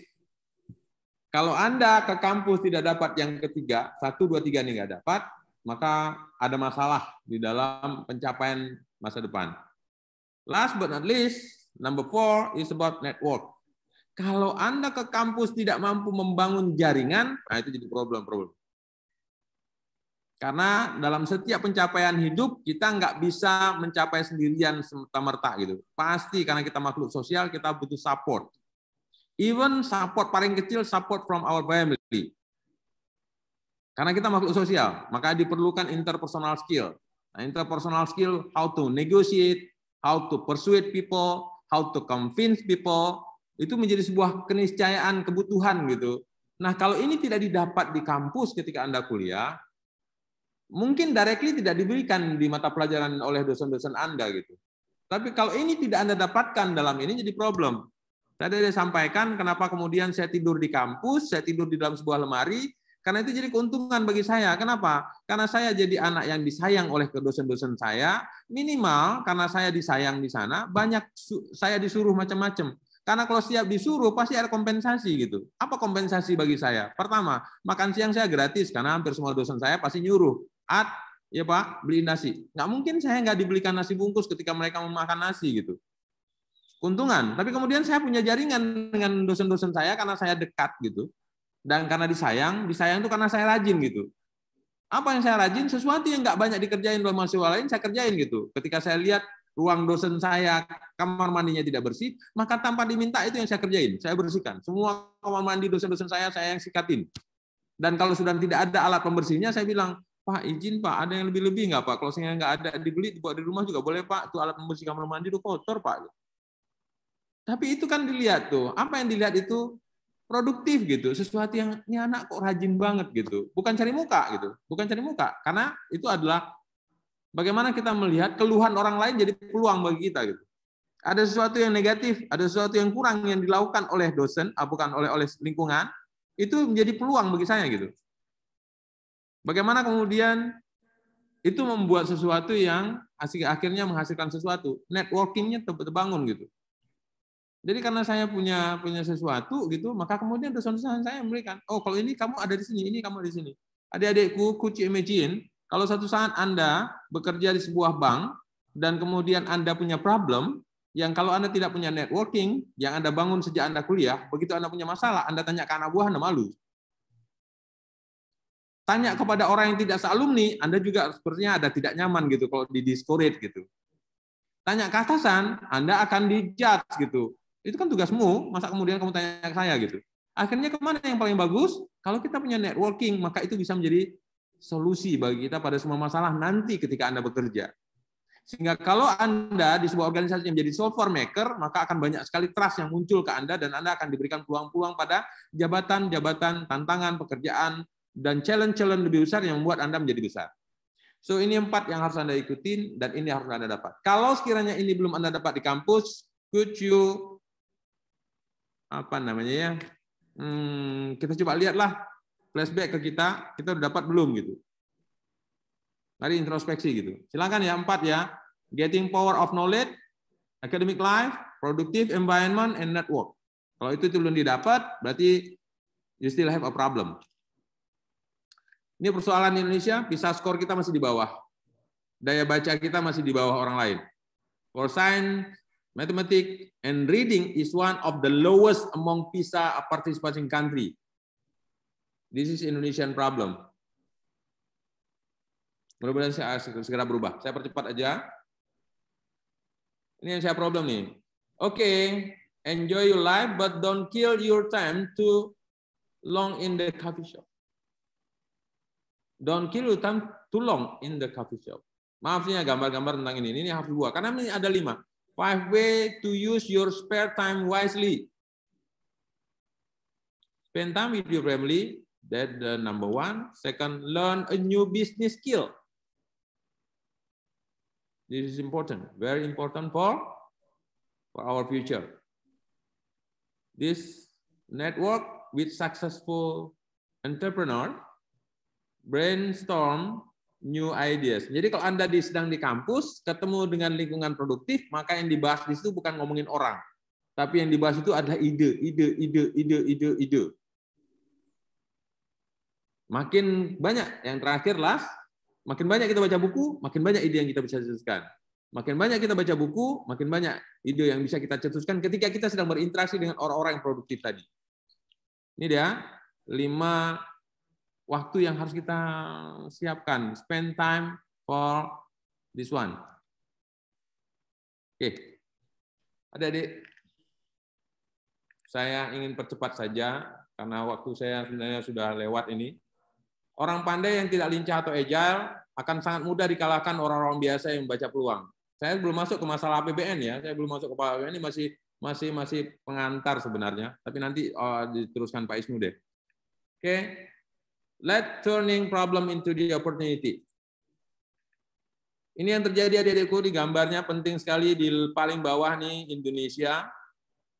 Kita masih punya waktu 8 tahun nih, dari sejak tahun 2022 dan akan berakhir di tahun 2030. Karena kita sedang berada di posisi sangat bagus, demographic advantage kita sedang sangat bagus, dan kita satu-satunya negara di dunia di mana Cina sudah berakhir di tahun 2015. Tapi sampai 2015 sampai sekarang mereka sudah menjadi negara maju dengan tingkat share GDP terbesar di dunia mereka sekarang. Singapura sudah berakhir di tahun 2015 ketika mereka meskipun jumlah penduduk kecil, tapi sejak tahun 1970 sampai dengan tahun 2015 itu sudah berakhir. Orang-orang yang berada di usia produktif mereka sedang berada di puncaknya gitu. Thailand juga sudah berakhir 2015, tapi kita sedang berada di posisi itu. Tinggal Anda bisa membaca, adik-adikku bisa baca nggak nih? Karena punya implikasi. Nih sudah mulai KPPN nih, sudah punya implikasi kepada GDP nih. Lihatlah Jepang yang mereka demografi bonusnya sejak tahun 2030 sampai tahun 95. Hari ini Jepang ya sudah stuck karena properti mereka sudah tidak terjual. Dan mereka menjadi salah satu negara yang bunga pinjaman banknya positif. Kenapa demikian? Karena kegiatan produktif mereka sudah berhenti gitu. Dan mereka harus ekspansi ke luar negeri. Yang kalau tidak ekspansi ke luar negeri mereka punya problem. Sebab apa? Waktu hidup di Jepang itu tinggi karena kesehatan mereka sangat bagus. Tetapi kemudian mereka punya kebijakan anak tunggal. Sehingga kebijakan anak tunggal itu punya implikasi jangka panjang. Kenapa? Properti mereka itu tidak bergerak lagi sekarang. Sehingga karena si anak dia nggak mau beli lagi tuh, nggak mau beli rumah gitu. Karena kenapa dia beli rumah? Dia punya orang tuanya kok, dan dia anak tunggal gitu. Dan itu punya implikasi secara psikologis rupanya gitu. Nah, Indonesia sedang sangat tumbuh-tumbuhnya, sedang sangat bagus. Tinggal sekarang bisa nggak Anda membaca peluang? Lihatlah sekarang. Nih, after demographic bonus mereka hanya 0,9. Pada saat during demographic bonus 55. Kita nih, during demographic bonus ya mungkin karena disruption pandemi ya, kita turun ke 2,7 kemarin, tapi sekarang sebelum itu kita rata-rata di 5,4 gitu. Tapi after demographic bonus setelah 2030 akan berapa kenaikan kita? Karena pasti turun tuh. Ini Cina sejak tahun 2020 sampai dengan 2015, 1970 sampai 2015, kenaikan average GDP mereka every single year 9,2. Ada waktu tertentu itu sampai 2 digit. Ya, ada waktu tertentu sampai 2 digit, tapi average 9,2. Tapi kemudian after demographic bonus itu 6,7. Nah, kita Indonesia sekarang sampai tahun 2030, apalagi sekarang sedang disruption nih, mudah-mudahan segera berakhir dan kita bisa rebound, ya kita kuat reboundnya dan kita bisa kejar lagi di atas 5%, sehingga kemudian after demographic bonus, ya mungkin kita jadi unlucky ya, kita sedang di demographic bonus, tapi kemudian ada disruption gitu. Dan disruption itu pandemi lagi gitu ya. Tapi mudah-mudahan Allah akan memudahkan kita untuk kita ke rebound dan kembali gitu. Nah, setelah demographic bonus kita dapat berapa nih? Jadi, oke adik-adik ya. Jadi firm adik-adikku itu yang harus kita perjuangkan, dan ini your opportunity. Ya, ini peluang adik-adik sekalian gitu. Jadi biar adik-adik itu tidak merasa khawatir dan ragu ya. Yang memberi materi ini background-nya engineering gitu. S1, S2, S3-nya engineering, tapi jangan ragu karena saya sudah 26 tahun bekerja di bidang ekonomi, maka ini juga saya kuasai gitu. Jadi adik-adik juga nanti jangan kepikiran bahwa saya alumni ekonomi, kemudian saya mau kerja apa di bidang ekonomi saja. Belum tentu. Ya, bisa kita lakukan penguatan-penguatan gitu. Maka kita harus banyak paham, banyak aspek, banyak hal gitu. Nah, mari kita lihat sekarang. In the long term, combined and connected technology will unlock new mechanism for creating and disturbing value. Jadi ini persoalan-persoalan ini sekarang challenging-nya kita nih. Kita punya persoalan kepada teknologi readiness. Kita nggak cukup kuat sekarang. Kesiapan teknologi kita tidak cukup sekarang di Aceh. Security, ini problem di Aceh. Standardize. Kita udah punya standar tinggi belum? Kita udah punya standar kerja. Workload kita sama nggak dengan standar kerja teman-teman di Vietnam yang sekarang pertumbuhan mereka luar biasa? Udah sama dengan teman-teman di Ethiopia yang sekarang menjadi salah satu kota yang tingkat pertumbuhan perekonomian tercepat di dunia, adalah salah satu daerah di Ethiopia, yaitu Addis Ababa. Atau di Uzbekistan, dia Umruki, sebagai daerah yang tingkat pertumbuhan dengan standarisasi yang sangat tinggi. Nah, kita punya standar tinggi nggak? Nah, ini harus kita dorong ini. Budaya ini harus berubah supaya kita punya standar tinggi. Kemudian data management.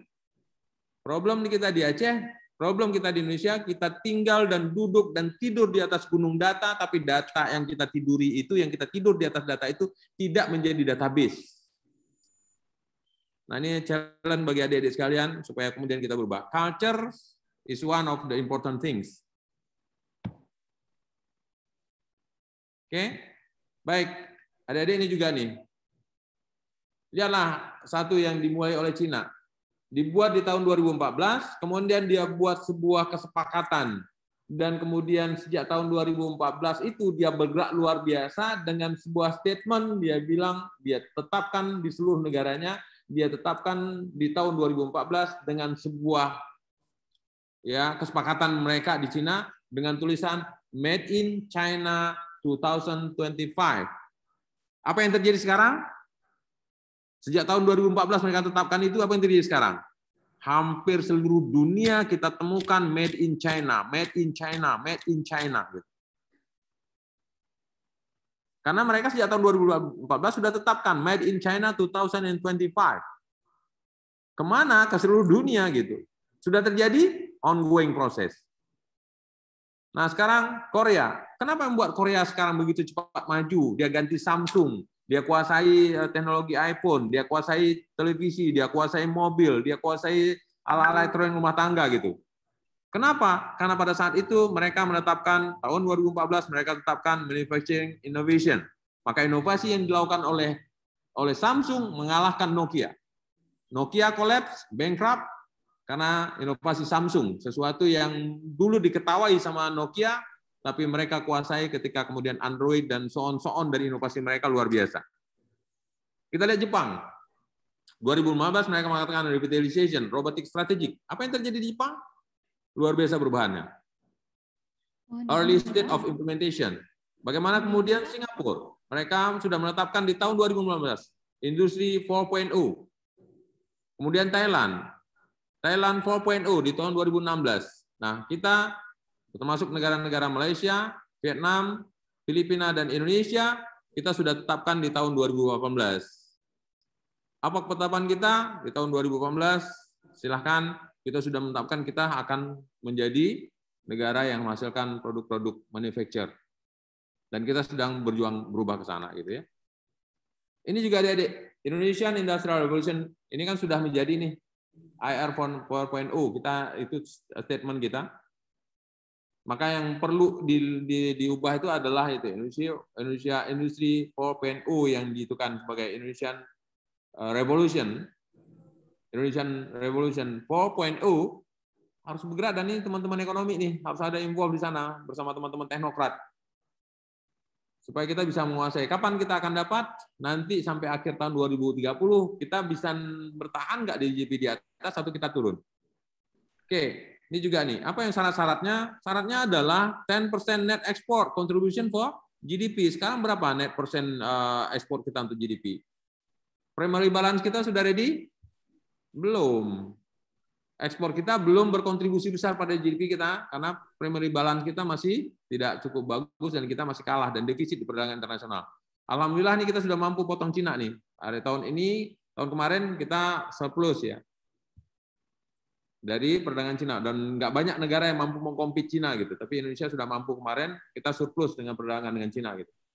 Nah ini revive net export advantage gitu ya. Dan ini harus dikuasai sama adik-adik semua nih. Dan punya persoalan pada productivity dan cost of champions, kita harus kita kurangin. Karena current situation produktivitas kita itu too cost gitu, nggak cukup kompetitif biaya kita, biaya produksi kita. Dan ini juga adik-adik nih. Jadi teman-teman ekonom perlu memperkuat interaksi dan kolaborasi dengan teman-teman teknokrat supaya menginspiring manufacturing technology revolution. Dan ini challenge kita nih. To become the global top 10 economy in 2030. Tapi kemudian sekarang kita geser ke 2045, kita akan menjadi 5 terbesar di dunia. Kalau ini kan top 10 di tahun 2030, 2045 kita jadi 5 besar dunia gitu. Mungkin bukan prediksi kita. Mungkin kita capai bukan kalkulasi kita. Yang mengkalkulasi itu orang-orang di dunia internasional. Dan kita punya potensi luar biasa, depend on kita bisa turn the problem to the opportunity. Even all of you in this class. Ini posisinya di dalam APBN kita. Ini posisinya adik-adikku.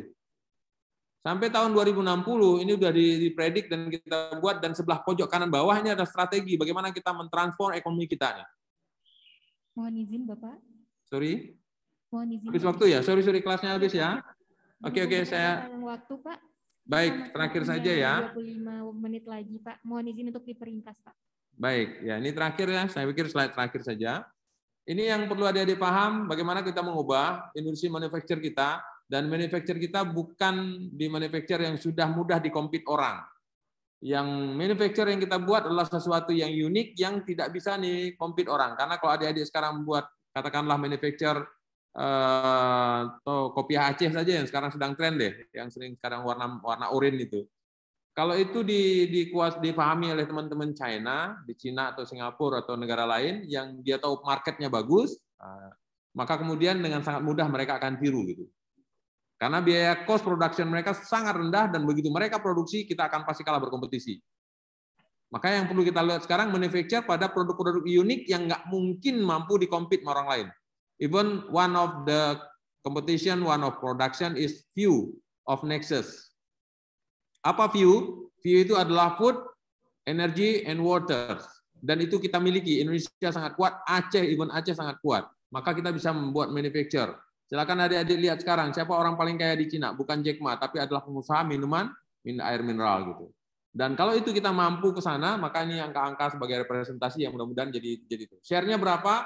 Share manufacture di tahun 2025 kita berharap 21% dari seluruh PDB kita. Gitu ya. Kalau prediksi kita pertumbuhan kita 6% ya. Skenario optimis nih. Nah, sektor-sektor yang paling bagus yang perlu kita gerakkan itu adalah manufacture dan jasa gitu. Supaya kita PDB kita bisa naik nih. Ini kemarin kan ada disruption nih. Tapi mudah-mudahan nih sampai tahun 2005 kita bisa survive dan kita bisa rebound lagi ke 5,2. Nah, ini yang kita kejar. Sebelah kanan pojok yang mesti adik-adik lihat. Oke, saya pikir ini yang bisa saya sampaikan, tapi kemudian saya ingin tunjukkan slide-slide sedikit saja.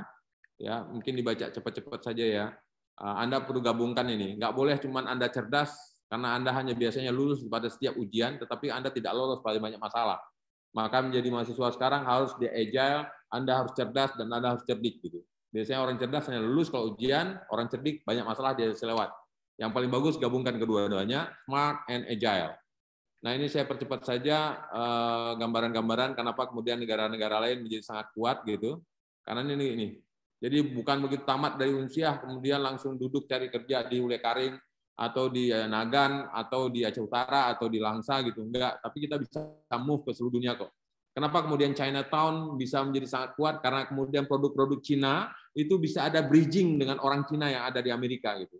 Bridgingnya orang Cina sebagai produsen di negara asal mereka sebagai itu, dan mereka lebih percaya dengan orang Cina yang sudah tidak menjadi warga Cina tapi sudah menjadi warga Amerika, tetapi dia nenek moyangnya adalah orang Cina. Terbayang nggak kalau sekiranya Aceh atau Indonesia kemudian banyak diaspora di seluruh dunia yang kemudian bisa menyambut dan mendistribute barang-barang produk Indonesia yang bisa diantar door to door. Nah, ini filosofinya gitu. Kenapa kemudian Chinatown ada di seluruh dunia, semerata dunia, dan mereka akhirnya bisa membuat Made in China 2025. Ini juga bagaimana Turki bisa menguasai kebab di seluruh dunia gitu.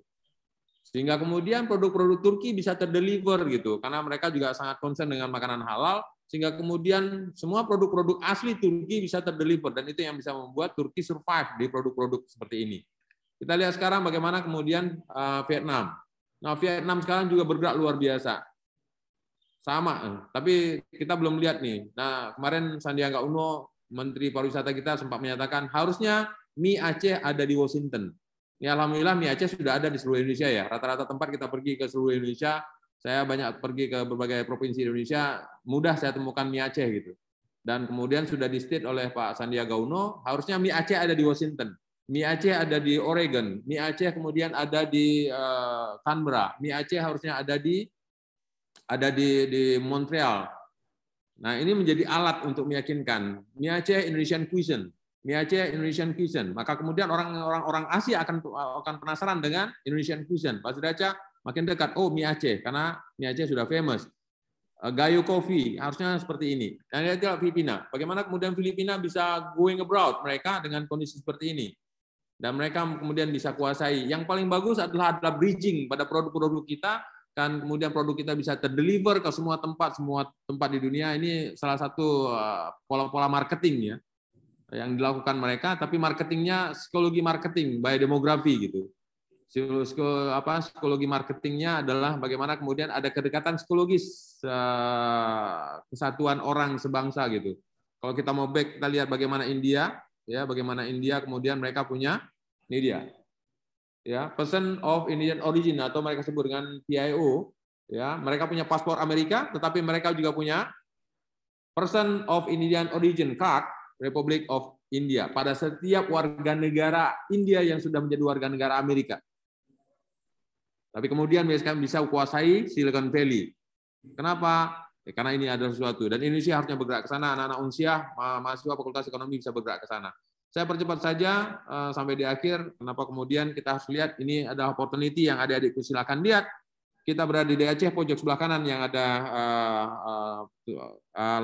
tulisan merah ini. Lihatlah ke barat, jangan lihat ke timur. Hasil dan komoditi Aceh sangat istimewa, namun kenapa kemudian tidak bisa menguasai dunia? Sebelah barat Provinsi Aceh itu ada 3 miliar penduduk yang sangat membutuhkan produk-produk Aceh yang kalau kita bisa tangkap ini sebagai sebuah opportunity, maka APBN kita akan sangat terdrive oleh apa yang dilakukan oleh anak-anak Aceh yang ada di Aceh. Even Anda orang di luar Aceh yang sedang berada di Aceh, Anda sudah menjadi anak Aceh. Kenapa? Karena memang Anda ada di sini dan kita bisa melakukan kegiatan-kegiatan produktif. Look at yang terjadi di gambaran ini. Ini yang banyak terbiarkan. Ya, ini sesuatu yang saya sampaikan, lihatlah. Kenapa Thailand rajanya menjadi raja terkaya di dunia, tapi produk mereka sama seperti yang kita produksi sebenarnya. Coba cek sekarang, raja terkaya di dunia adalah Raja Thailand. Tapi produksi mereka tidak ada manufaktur besar, mereka punya produksi durian montong, mangga, jeruk siam, dan semua produk agriculture makanan. Sama seperti Indonesia, sama seperti Aceh sebenarnya. Kenapa Vietnam bisa maju? Mereka menjadi penghasil lobster nomor 1 dunia. beras nomor 1 di dunia, Myanmar juga demikian. Malaysia juga nggak berbeda. Mereka fokus dengan View Nexus, ya View tadi, Food, Energy, and Water. Mari kita lihat sekarang. Ini kan kalau bahasa Aceh nih, ini sudah ada di seluruh dunia harusnya, tapi kemudian dikuasai oleh orang-orang lain gitu. Even ini mie Aceh nih. Harusnya nih red curry pasta ini kan bumbu mie Aceh nih, tapi diproduksi oleh Thailand, dan semua pembuatan mie di seluruh Eropa dan Amerika menggunakan red curry pasta ini untuk makanan produk Indonesia, Asian cuisine. Ya, harusnya ini bisa diambil peluang karena mie kita atau mie Aceh sudah terkenal, famous sekali. Ini yang terjadi, coba lihat nih. Pakistan mengambil peluang untuk ngirim produk-produk mangga mereka itu pakai pesawat kargo, pesawat penumpang gitu. Lihat, ini pesawat penumpang tapi isinya mangga. Indonesia ada penghasil itu. Filipina penghasil kelapa terbesar di dunia gitu. Ini lihat nih, yang persoalan di kita rata-rata ada punya persoalan yang ini di Dubai, sebelah kanan pojok sebelah kanan atas di Dubai. Yang ketika saya ke sana saya lihat itu adalah mangga-mangga hutan yang ada di Aceh gitu. Tapi di sana menjadi produk mahal gitu. Karena ya bisa ngelihat atau tidak opportunity. Ini di Uzbekistan, maaf di Kazakhstan ini 12 US dollar. 12 US dollar untuk 10 buah rambutan. Yang kalau Anda ke Paru di Sigli itu, kalau 12 US dollar berarti sekitar 300.000. Kalau Anda belanja itu Anda bisa bawa pulang sekitar 10 atau 20 tangkai, 20 apa namanya ya, 20 ikat gitu. Ini persoalan kita nih. Ada sesuatu yang harusnya jadi kajian anak ekonomi nih. Produk-produk kita selalu kita nggak apa-apa sih bangga dengan produk kita sendiri gitu. Tetapi itu menjadi alasan orang tidak kenal kita karena produk kita produk local minded. Kemamah oleh teman-teman saya dari Jepang, mereka excited sekali, mereka sangat-sangat suka gitu. Tapi begitu saya pulang dan kemudian dia ingin cari produk yang sama, mereka bingung. Sehingga mereka pernah telepon saya pernah makan yang kamu suguhkan itu apa namanya ya? Karena kenapa? Kita bertulis ini, kita tulis dengan produk yang kita kenal dan kemudian kita paham di daerah kita sendiri. Sementara banyak orang di luar yang ingin memakan makanan kita tapi tidak paham apa namanya, karena nggak ada ingredient di sini yang bisa menerangkan kontennya apa gitu. Nah ini harusnya diubah sama teman-teman nih, budaya kita, budaya produksi kita yang ada di Aceh, dia ada di Fakultas Ekonomi. Ini kajian-kajian adik-adikku di ekonomi nih. How to marketing, ya, how to deliver produk-produk kita menjadi bagus gitu. Nah ini salah satu yang salah nih, gitu ya. Ini yang kita kirim nih teman-teman Bea Cukai Banda Aceh nih kirim sampai ke Denmark. Dan barang termahal di Denmark itu adalah minyak telon, pojok kanan bawah itu paling mahal. Mie kuning itu tuh mahal sekali karena memang itu barang langka di Denmark, barang langka di Norwegia gitu. Minyak telon ada paling langka, termasuk even kerupuk muling, sesuatu yang paling langka dan harganya paling mahal. Tinggal bagaimana kita mengambil opportunity ini. Ini dikeringkan, nih gambar belakang kan rumah-rumah orang di Eropa ya. Itu dikeringkan di sana tuh. Dan yang kami kirim adalah asam sungki pojok kanan atas. Ini yang suatu yang istimewa, ditangkap bagus oleh orang-orang Vietnam. Mereka membuat, silahkan cari di Google, namanya Coco Lala. Coco Lala Vietnam adalah produk yang disiapkan untuk Piala Dunia Qatar tahun 2022 ini. Dan mereka sudah prepare 5 years before. Khusus produk seperti ini sangat sederhana dan ini hanya kelapa muda gitu. Yang kemudian dibuat dengan laser warna hitam yang lingkaran pakai laser dan kemudian sangat istimewa untuk penarik itunya seperti penarik makanan kaleng, minuman kaleng gitu. Dan ini kan inovasi dari teman-teman di Vietnam gitu. Padahal harusnya kita bisa lakukan yang sama. Oke, saya percepat aja. Ini produk-produk istimewa Aceh sebenarnya ini ada sesuatu yang sebenarnya luar biasa. Aceh punya produk tembakau sangat istimewa di antara 72 rasa tembakau dunia, 25 jenis rasanya ada di Aceh gitu. Tapi adik-adik mungkin surprise ya untuk mendengar bahwa ada rokok yang harganya 14 miliar per batang. Kenapa? Rokok ini bernama Gurkha Royal Cartesian ya, yang harganya 14,5 miliar per batang. Karena tembakaunya adalah tembakau langka di Himalaya dan kemudian dibersihkan pakai air di Fiji, air yang diambil di negara Fiji, tapi kemudian kotaknya diikat dengan kotak pembungkusnya itu dengan berlian. Ada juga kemudian ada Mayan Sikar yang harganya 7 miliar per batang. Ya 7,2 miliar per batang. Ada Grand Habano yang membuat kemudian negara Kuba, negara yang diembargo oleh negara-negara NATO dan Amerika, mereka bisa survive. Karena punya produk unik, yang keunikan itu membuat mereka bisa menghidupi negara mereka. Aceh harusnya punya seperti itu. Dan Aceh sudah ada nih, kayu Mountain Cigar, tapi produknya masih produk fake. Masih produk palsu. Ya. Mungkin itu yang bisa saya sampaikan. Terima kasih. Kita ketemu di kesempatan yang lain. Saya akhiri billahi taufiq wal hidayah. Assalamualaikum warahmatullahi wabarakatuh. Waalaikumsalam warahmatullahi wabarakatuh. Terima kasih Bapak Sapuadi atas penyampaian ilmu yang telah disampaikan. Baik, sebelumnya kami ucapkan selamat datang kepada Bapak Untung Setio Margono. Beliau merupakan Kepala Bidang Kepatuhan Internal dan juga selaku narasumber kita. Sebelumnya mohon izin saya bacakan CV Bapak Untung terlebih dahulu. Beliau lahir di Kota Semarang pada tanggal 1 Juni 1974. Beliau telah mendapatkan gelar Magister Ekonomi dari Universitas Indonesia. Langsung saja kita sambut Bapak Untung Setio Margono. Namun sebelumnya mohon izin Bapak, karena keterbatasan waktu yang kita punya, maka penyampaian materi hanya sebatas maksimal 15 menit. Mohon izin kepada Bapak Untung, kami persilakan. Baik. Assalamualaikum warahmatullahi wabarakatuh. Alhamdulillahirabbil alamin wassalatu wassalamu ala asrofil anbiya'i wal mursalin wa ala alihi washabihi ajmain amma ba'du. Yang sangat kami hormati Bapak Ibu pimpinan rektorat dan juga fakultas ya Bu ya, Fakultas Ekonomi dan Bisnis. Yang sangat kami hormati Bapak Kakanwil Direktorat Jenderal Bea dan Cukai, Bapak Sapuadi, para dosen yang hadir Bu menyempatkan di sini, dan juga adik-adik mahasiswa, mahasiswi yang sangat saya cintai ya. Baik Bapak sekalian, saya tadi izin mau miss saja Bu, tapi panitia bilang Pak, Bapak sudah dipoto Pak, di mana Pak? Di backdrop Bapak harus bicara. Baik, Bapak Ibu sekalian ya, dan juga Bapak Ibu sekalian, kalau Pak tadi Bapak Kakanwil Direktorat Jenderal Bea dan Cukai sangat menaruh harapan Bapak Ibu ya, sangat menaruh harapan kepada Bapak Ibu baik pimpinan, dosen, para mahasiswa, mahasiswi untuk meletakkan keberhasilan bangsa dan negara khususnya di Aceh ini kepada adik-adik sekalian ya.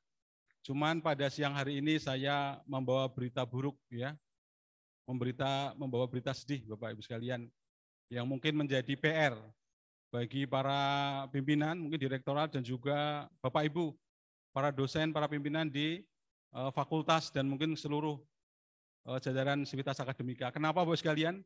Berita sedihnya apa? Bapak Ibu sekalian, menurut hasil laporan dari KPK, 86% para koruptor itu berpendidikan tinggi, ya, alumni dari perguruan tinggi, paling tertinggi dari gelar master. Ada yang master di sini. Yang kedua sarjana. Nanti adik-adik ya yang lulus dari ini setelah graduation jangan gembira dulu karena hasil survei itu koruptor nomor 2. Dan yang ketiga itu para doktor ya, PhD. Nah ini Bapak sekalian, ini PR, Bapak Ibu sekalian, PR kita semua, bagaimana supaya pertemuan ini menjadi penyemangat untuk Bapak Ibu sekalian. Pernah ada yang ingat apa yang disampaikan Pak Soekarno, Bapak Ibu? Untuk anak-anak muda, kata Pak Soekarno, ya Presiden kita, berikan saya 10 pemuda, maka saya akan menggoncangkan dunia. Nah, ya. Itu menggelegar di seluruh dunia, Bapak sekalian, pidatonya Pak Soekarno. Tapi ada yang lebih menggelegar lagi, ya, dilipatkan 10 kali, kata seorang Perdana Menteri, ya, pada Zhou Ruoji, dilantik Perdana Menteri Cina, ya, pada tahun 1998. Apa yang pidatonya yang terkenal, Bapak sekalian? Untuk siang ini saya hanya mau bagi-bagi hadiah. Panitia ngasih Pak Untung nanti kasih hadiah. Ya, hadiahnya power bank. Berapa megawatt? Bisa untuk pembangkit listrik ya. Nanti yang bisa jawab dapat hadiah. Bapak Ibu sekalian, apa pidatonya? Berikan saya 100 peti mati. Ya. 99 buat koruptor, yang 1 buat saya. Kalau saya nanti jadi koruptor. Luar biasa ya Perdana Menteri seperti itu Pak pidatonya. Dan itu tidak main Bapak sekalian, slide saya bisa dilanjut. Nah Bapak sekalian, ada yang bisa jawab ini Bapak Ibu? Yang dari Zoom juga boleh, ada berapa ratus orang. Ini Bapak sekalian, adik-adik ada yang tahu? Boleh jawab di chat ya, nanti saya pilih yang dapat hadiah power bank. Bapak Ibu, ini namanya The Great Wall, ya. Tembok besar Cina yang konon bisa dilihat dari angkasa luar. Ya. Panjangnya temuan terakhir itu sampai 20.000 kilometer, Bapak Ibu. Kalau Jakarta ke Semarang itu, Jawa Timur, itu baru 500 kilometer ya. Kalau 20.000 bisa hampir keliling dunia ya. Kira-kira bangunnya seperti apa Pak? Di gunung-gunung gitu. Terus siapa yang bawa batunya gitu ya. Kira-kira tujuannya untuk apa Bapak Ibu? Dulu ada perang ya. Ini salah satu sejarah menyampaikan ada perang dari kaum-kaum yang ingin menyerang tempat lain. Dan ternyata Bapak sekalian, tembok ini tidak pernah dijebol di dekade pertama ya. Dalam 100 tahun pertama tidak pernah dijebol, tidak pernah roboh Pak, karena tingginya 8 meter, lebarnya 4 meter ya. Tetapi satu penduduk itu bisa dihancurkan semuanya. Dalam 100 tahun pertama itu hampir 3 kali diserang. Tapi temboknya tidak rusak Bapak Ibu. Bapak bisa lihat ternyata di tembok-tembok itu ada penjaganya. Ya. Penjaganya tadi disuruh jaga, mengamankan negara, ya, supaya negaranya kuat, maju, dan sebagainya. Mungkin yang ahli ekonomi suruh membangun negaranya gitu ya. Ternyata Bapak sekalian, musuhnya ada yang menggoda. Nah, diberikan wanita, ya, diberikan uang gitu. Yang jaga lupa kalau dia harus menjaga. Akhirnya lagi jaga malam-malam mabuk gitu ya. Pasukannya masuk tanpa menghancurkan tembok itu. Pelajaran terpenting apa Bapak sekalian? Adik-adik, ya, di universitas berapa besar negara memberikan dana, ya, APBN, berapa besar kita menginvestasikan di pendidikan ini untuk menciptakan generasi muda yang luar biasa, yang hebat, jadi PhD gitu ya, dan sebagainya. Dengan biaya yang sangat besar. Mungkin ini kalau bangun ini berapa triliun sekarang, ya, perlu waktu berapa lama. Cuman apa yang terjadi, fungsi itu tidak berhasil dicapai gitu ya. Kalau tadi membangun generasi muda, ya, mahasiswa-mahasiswa yang hebat di perguruan tinggi, ternyata hasil dari KPK itu 86% para koruptor berasal dari orang-orang yang berpendidikan tinggi. Baik, Bapak sekalian, dilanjut, tinggal 5 menit. Nah, ini Bapak sekalian, ini adalah pengertiannya korupsi. Berikutnya, terakhir ini yang penting, Bapak, next. Lanjut sekali lagi. Nah, ini rumusnya Bapak ya, Bapak Ibu rumusnya. Ternyata korupsi itu terjadi karena apa? Ada diskresi, ada power, ada kekuatan, kekuasaan, ditambah dengan monopoli ya, dan dikurangi dengan akuntabilitas ya. Tidak ada akuntabilitas, sehingga terjadilah korupsi. Kalau di dunia pendidikan, adik-adik belajar dan sebagainya itu ada akuntabilitas ya. Dikasih anggaran misalnya, ada pertanggungjawabannya, ada yang meriksa dan sebagainya, maka insya Allah korupsi tidak ada. Nah, akuntabilitas ini Bapak sekalian, kalau ada pertanyaan, Pak, kalau di Jepang, di negara Singapura, di negara lain itu mungkin agama mereka nggak penting Pak, akhirat Tuhan nggak ada, tapi kok bagus. Korupsinya bahkan peringkat tertinggi negara-negara itu mereka gitu ya, tidak ada korupsinya. Ternyata diciptakan akuntabilitas yang memadai ya, sistemnya yang bagus, kemudian tanggung jawab pemeriksaan dan sebagainya.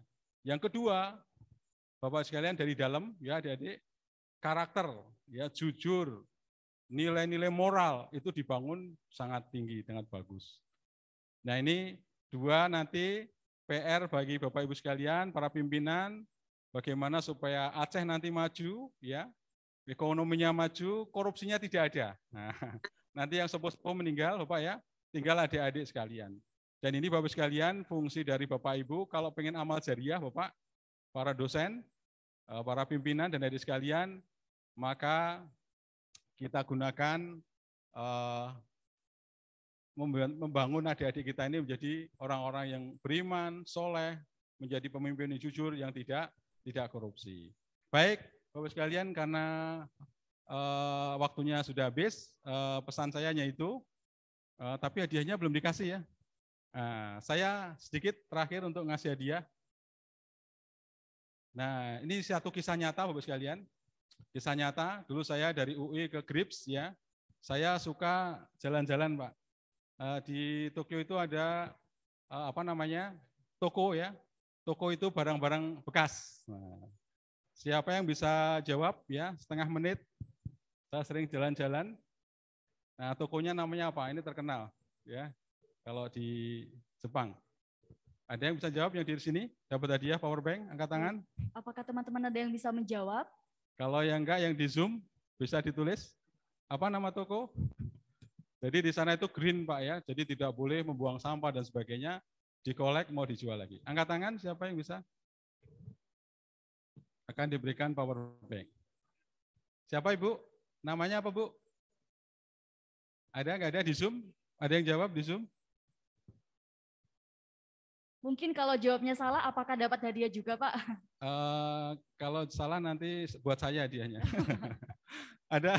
Nggak ada yang bisa? Ya, ada. Nanti buat saya. Sekarang, Bapak sekalian, ini kisahnya Bapak. Sistemnya bagus, Bapak. Sistemnya bagus, ya.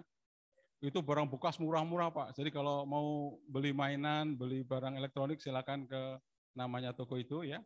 Nanti bawa pulang. Nah, Bapak itu ada tempat uang, ya. Dulu masih bayarnya manual gitu.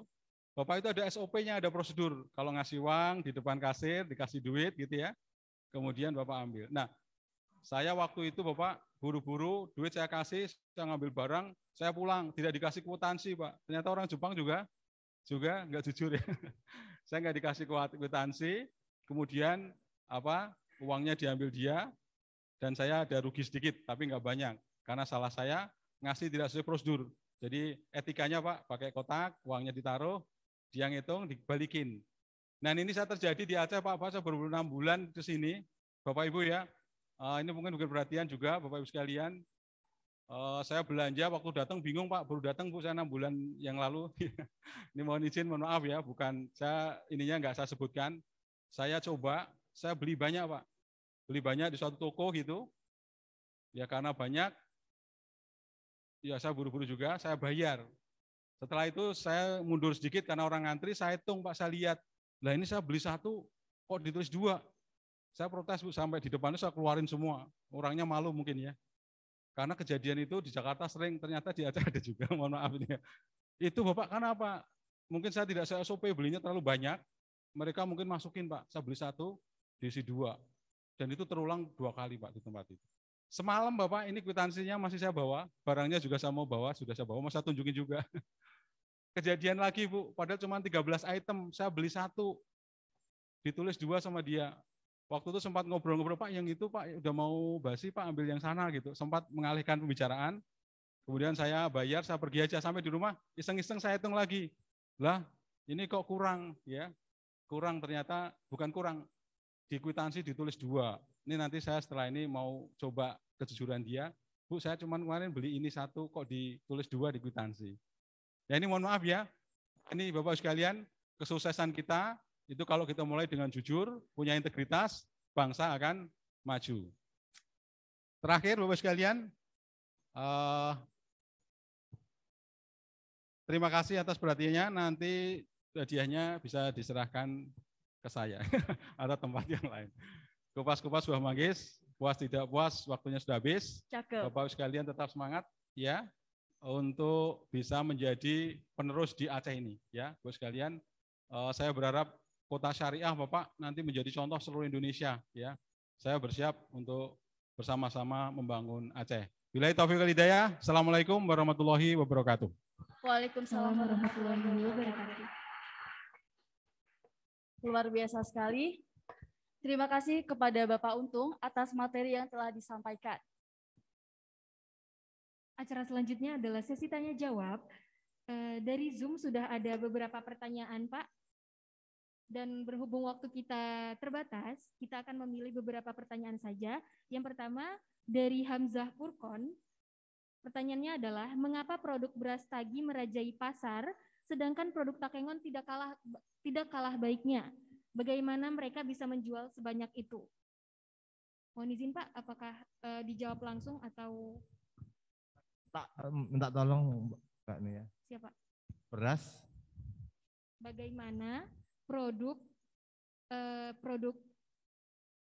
beras tagi bisa merajai pasar, sedangkan produk Aceh tidak kalah baiknya? Ya, makasih. Jadi gini, sebetulnya produk beras gabah di Aceh itu termasuk produk yang paling bagus di Sumatera. Terutama di Aceh Besar, ada beberapa. Tapi permasalahannya di sini itu pengolahannya tidak ada. Jadi rice mill untuk pengolahan gabah menjadi beras, ini yang enggak ada. Mohon izin Bapak, mungkin maksudnya itu produk yang dari beras tagi yang di Sumatera Utara Pak. Ya. Produk dari beras tagi yang di Sumatera Utara, bukan hanya produk berasnya saja.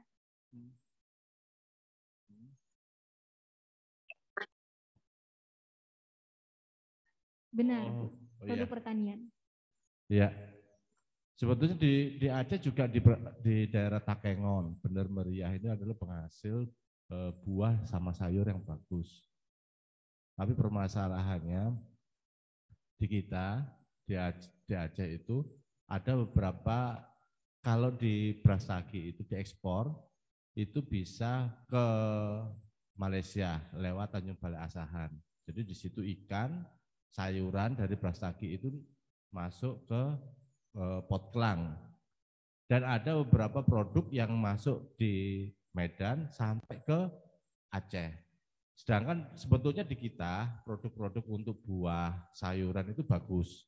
Tapi permasalahannya di sini ada beberapa pada saat tanam sama-sama tanam. Pada saat panen sama-sama panen, akhirnya apa? Harga dipermainkan oleh tengkulak. Mau ngambil dengan harga di bawah, kalau enggak dibiarin. Soalnya apa? Semuanya panen semua. Contohnya yang mulai kita rintis itu yaitu bawang. Bawang biasanya dari Brebes. Nah, sekarang kita tanam bawang untuk mengurangi defisit kebutuhan bawang. Tapi dengan cara klaster. Maksudnya gini, tanam bawang, begitu panen harus disimpan sampai masa tertentu, dikeluarkan tiap bulan terkontrol. Jadi harganya bisa terkontrol. Jadi enggak begitu panen harus dijual. Kayak tomat di Bener Meriah, begitu dipanen harus dijual. Karena apa? Karena dia enggak ada tempat penyimpanan. Akhirnya jatuh harganya. Mau per kilonya sekian, kalau enggak mau ya udah. Akhirnya petani enggak ada pilihan.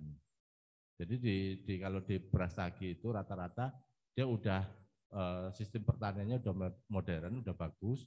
Dia nggak akan bareng satu tanam, misalkan jeruk semuanya secara bersamaan. Dia akan klaster tiap bulan panen, tiap bulan panen. Gitu. Jadi panen nggak akan sama-sama panen. Jadi memang harus ada di model untuk pertanian yang modern itu harus di model klaster. Gitu. Terima kasih. Baik, terima kasih Bapak Isnu atas jawabannya. Baik, mungkin untuk pertanyaan selanjutnya yang dari Aula Unsiah. Boleh Silakan langsung mengangkat tangan. Kakak yang pertama kali mengangkat tangan. Ya.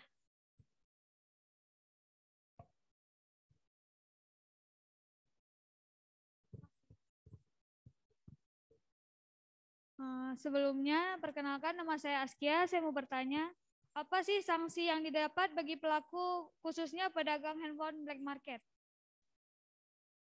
Terima kasih. Bapak, dipersilahkan untuk menjawab, Pak.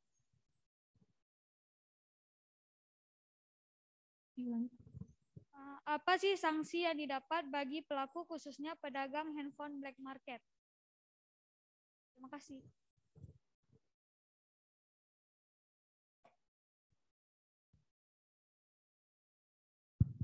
Baik, terima kasih atas pertanyaannya, Mbak.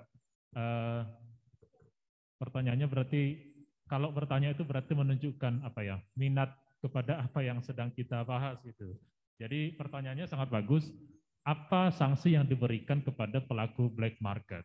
Kalau dari yang kita bahas tadi, teman-teman semuanya juga ibu-ibu semuanya, dari yang kita bahas tadi, mulai dari awal, mulai dari APBN, kemudian tugas dan fungsi DJBC. Kalau black market berarti dalam konteks ini mungkin maksudnya penyelundup ya, berarti ya. Pelaku penyelundup dari luar negeri yang memasukkan barang ke Indonesia tanpa memenuhi kewajiban-kewajibannya. Nah, sanksinya pidana, dan itu sanksinya sangat beragam tergantung pada perbuatannya. Jadi ketika ada pelanggaran itu kita lihat dulu pelanggarannya seperti apa.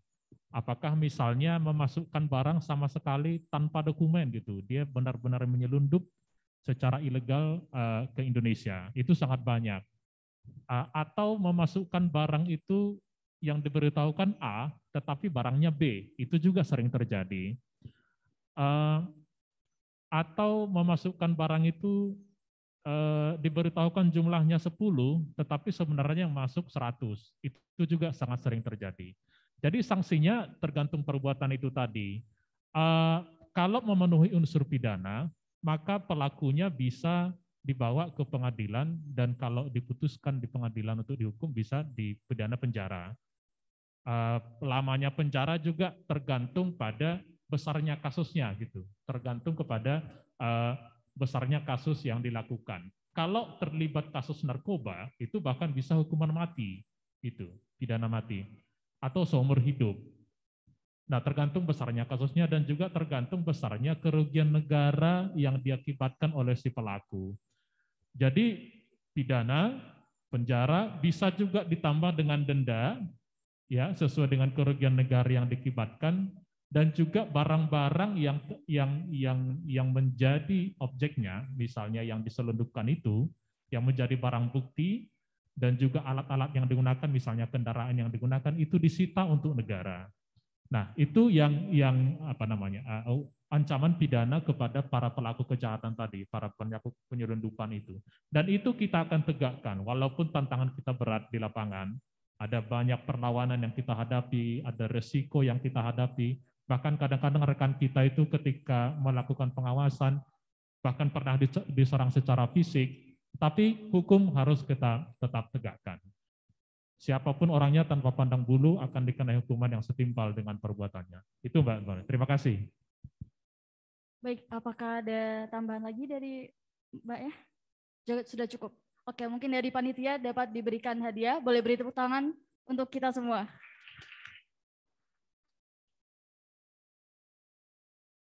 Mohon izin membacakan pertanyaan yang ketiga dari Talbani Farlian. Adakah deal negara kita dengan negara lain akibat gagal bayar yang menjadi jebakan hutang sehingga melepas provinsi dan kekayaan negaranya untuk membayar hutang kita? Terima kasih Bapak, mungkin bisa langsung dijawab. Yeah. Kalau contoh negara yang default atau nggak bisa bayar hutang ada. Salah satu kemarin adalah Brasil. Jadi sebetulnya kalau utang tadi yang telah disampaikan dalam presentasi merupakan hal yang lumrah. Setiap negara juga utang. Tetapi harus dihitung. Tadi ada prinsip-prinsip dalam pelaksanaan utang, yaitu harus adanya kehati-hatian atau prudent. Di situ melihat kapasitas kemampuan bayarnya, apakah mampu dengan utang dan bunganya. Sisanya untuk menggerakkan pembiayaan pembangunan yang lainnya. Itu harus dihitung benar supaya jangan sampai bayar utang pokok dan bunganya ini lebih besar sehingga sisa untuk pembiayaan pembangunan ini malah lebih kecil. Dan ini tadi yang disampaikan bahwa utang itu dalam 1 tahun itu tidak lebih dari 3%.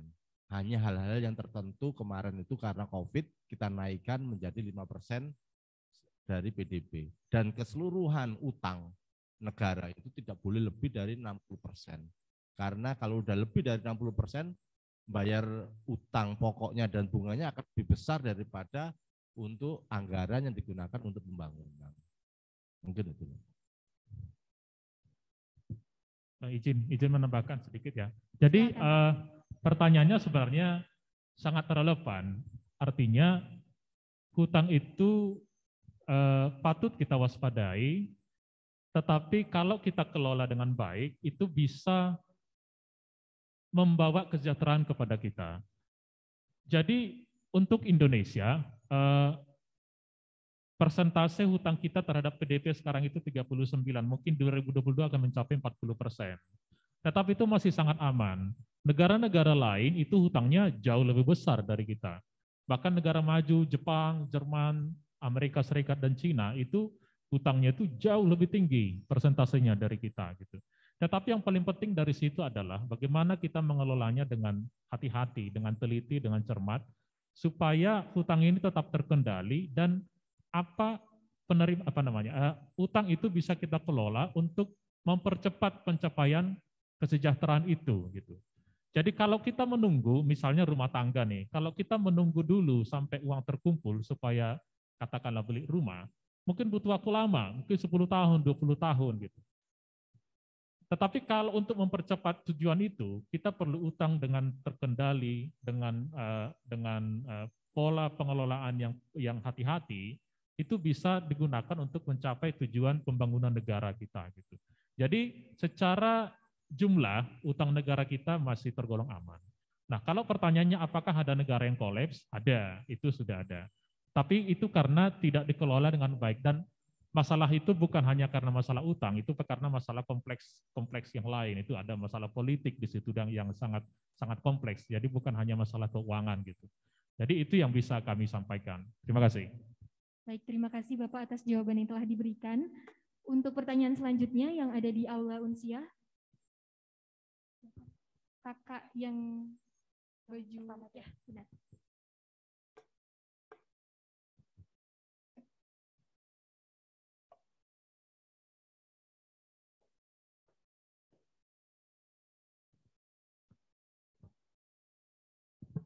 Assalamualaikum warahmatullahi wabarakatuh. Nama saya Manja dari Prodi D3 Perpajakan. Ingin menanyakan, seperti yang kita ketahui Pak, tentang rokok, itu kan pendapatan yang paling besar untuk negara. Pemasukan juga. Kan tidak mungkin untuk dihindari atau dihilangkan. Jadi yang saya tanyakan,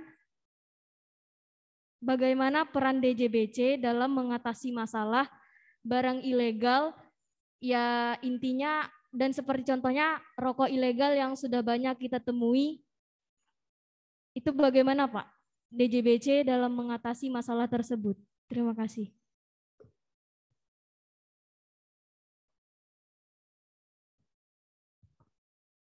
Baik, pertanyaannya bagus sekali ini Mbak.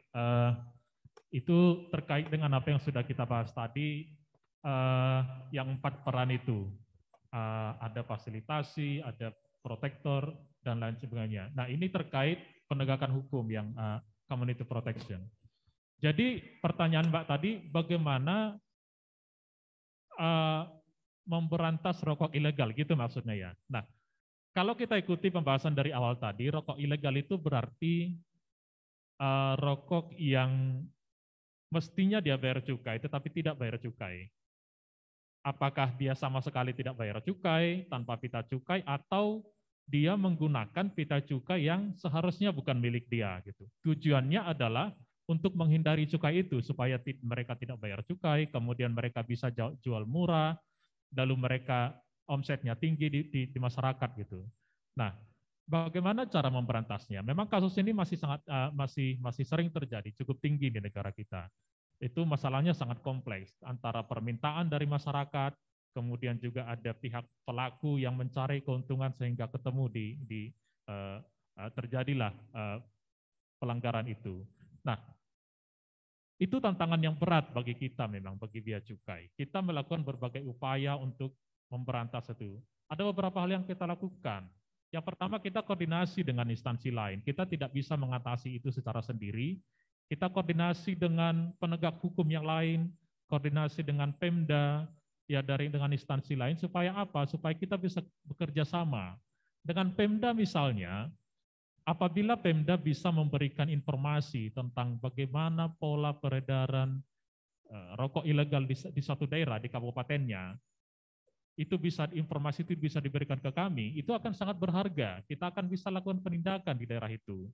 Ya, apabila kita bisa dapat informasi arus distribusi barangnya dari mana, itu akan sangat penting begitu.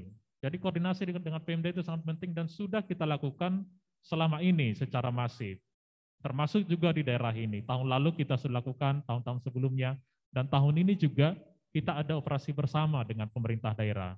Baik itu pemerintah provinsi, kemudian juga pemerintah kota dan kabupaten. Itu salah satu. Kemudian kita koordinasi juga dengan instansi penegak hukum yang lain, bagi kepolisian, kejaksaan, karena masing-masing punya alat, masing-masing punya sumber daya manusia yang sangat potensial untuk digerakkan. Apabila digerakkan bersama, maka upaya kita akan sangat efektif untuk memberantas itu. Kemudian juga kita lakukan edukasi kepada masyarakat juga gitu, Mbak. Jadi supaya masyarakat juga tahu bahwa mana yang ilegal, mana yang tidak legal gitu. Mana yang boleh dilakukan, mana yang tidak. Kalau dari unsur tadi kan di awal bilang kenapa terjadi ilegal itu karena ada permintaan juga dari masyarakat. Kalau dari masyarakat kita bisa edukasi sehingga permintaan dari masyarakat berkurang, maka dengan sendirinya rokok ilegal itu juga akan berkurang dan bahkan akan hilang gitu. Kalaupun si pengusaha atau pelaku misalnya menawarkan rokok murah yang ilegal, tetapi kalau masyarakat tidak mau membeli, maka dengan sendirinya itu akan berkurang dan berhenti gitu. Jadi itu beberapa yang kita lakukan dan di internal kita juga kita meningkatkan kompetensi kita untuk itu. Kita mempelajari nih pola distribusi ini seperti apa, supaya kita bisa melakukan penindakan. Seperti yang kami sampaikan di awal tadi, pelaku-pelaku kejahatan itu modusnya berkembang terus. Mereka sangat ligat gitu untuk supaya mereka tetap bisa beroperasi. Dan kita juga harus mengimbangi itu, bahkan harus selangkah di depan mereka supaya kita bisa menghentikan mereka dan dengan demikian pelanggaran-pelanggaran kepabeanan, pelanggaran-pelanggaran terhadap cukai bisa kita kurangi, bahkan kita hentikan suatu saat begitu. Itu kira-kira, Mbak. Terima kasih. Baik, terima kasih Pak Sehat. Gimana Kakak, apakah ada pertanyaan lanjutan? Sudah cukup? Baik, terima kasih atas pertanyaannya Kak. Berhubung keterbatasan waktu, mohon maaf sekali. Sesi tanya jawab kita akhiri sampai sini. Untuk selanjutnya, silakan kepada rekan saya Vita. Acara selanjutnya yaitu penyerahan plakat yang akan diserahkan dari Wakil Dekan Dr. Darwanis, SEMSIAK, kepada Bapak Isnu Irwantoro. Kepada Ibu, mungkin dapat langsung di tempat. Ya.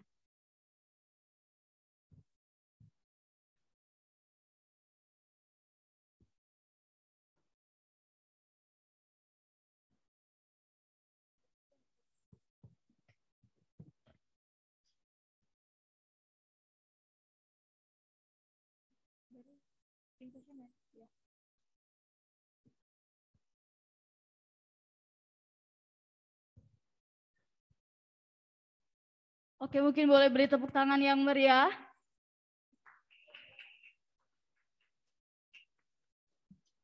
Oke, sebelum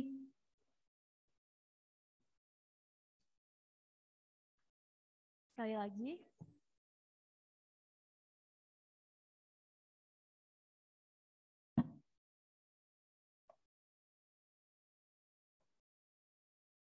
Oke, sebelum melanjutkan ke acara selanjutnya, saya ingatkan kembali, jangan lupa untuk mengisi link kuesioner dan juga daftar hadir yang dapat diakses melalui heylink.me/customs-goes-to-campus-Aceh.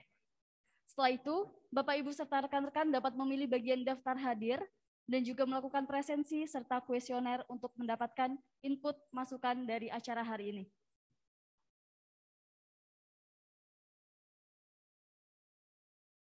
Baik, acara selanjutnya adalah foto bersama. Untuk teman-teman yang bergabung melalui Zoom, dipersilahkan untuk menghidupkan kameranya. Dan untuk teman-teman yang ada di Aula USK, kami persilahkan kepada Humas untuk mengatur posisi foto.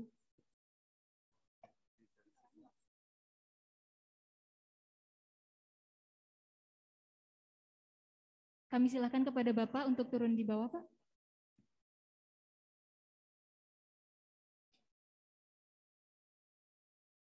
Mungkin kepada rekan-rekan yang berada di aula dapat mengisi bangku-bangku yang kosong, tapi tetap memperhatikan protokol kesehatan.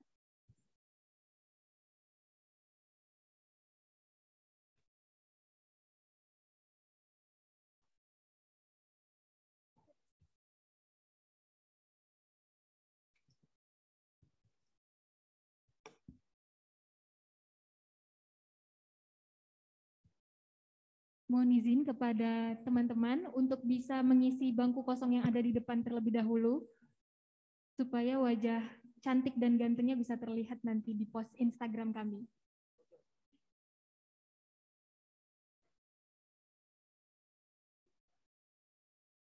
Oke, mungkin akan saya bantu pandu.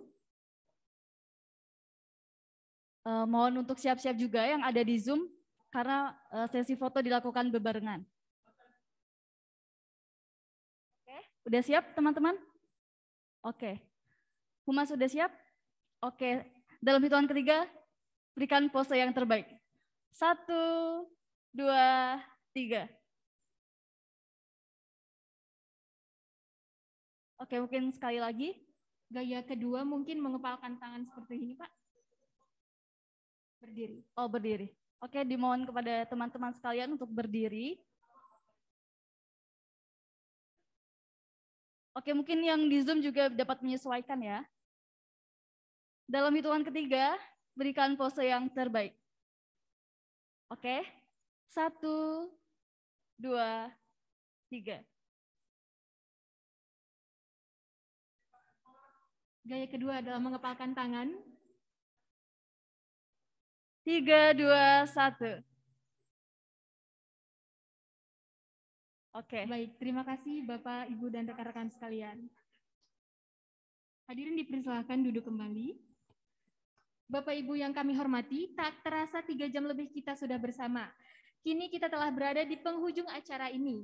Demikianlah keseluruhan rangkaian acara APBN Week 2022. Kenal, paham, dan jaga APBN. Kami sangat senang dapat berjumpa dengan teman-teman FEB USK. Kami berharap kita dapat bertemu kembali di kesempatan lain. Oleh karena itu, agar acara kita dapat lebih baik lagi ke depannya, kami persilahkan kepada teman-teman untuk mengisi kuesioner dan daftar hadir di tautan yang telah kami sampaikan sebelumnya. Dimohon kepada teman-teman untuk dapat berkenan menjadi agen Bea Cukai kepada masyarakat luas dalam menyebarkan informasi atau pengetahuan yang telah kita peroleh pada hari ini. Kami juga mengajak kepada teman-teman untuk dapat memfollow Instagram kami di @bckanwilaceh dan @beacukai_banda_aceh. Karena banyak sekali informasi mengenai Bea Cukai, kegiatan menarik mulai dari self-improvement, kesehatan, dan kegiatan menarik lainnya. Dan juga kepada teman-teman, kami ingatkan agar selalu menerapkan protokol kesehatan dimanapun kita berada. Tetap disiplin mencuci tangan dengan sabun dan juga air mengalir, serta mengenakan masker apabila kita sedang berada di keramaian. Kami selaku panitia yang bertugas pamit undur diri. Mohon maaf apabila ada kesalahan kata. Saya Nia. Dan juga saya Vita. Mewakili seluruh panitia pamit undur diri. Generasi muda giat pendidikan. Dengan semangat menuju pengabdian. Senang hati berjumpa rekan-rekan. Sampai jumpa lagi di lain kesempatan. APBN Week 2022. Kenal, paham, dan jaga APBN Negeri. Selamat siang. Wassalamualaikum warahmatullahi wabarakatuh.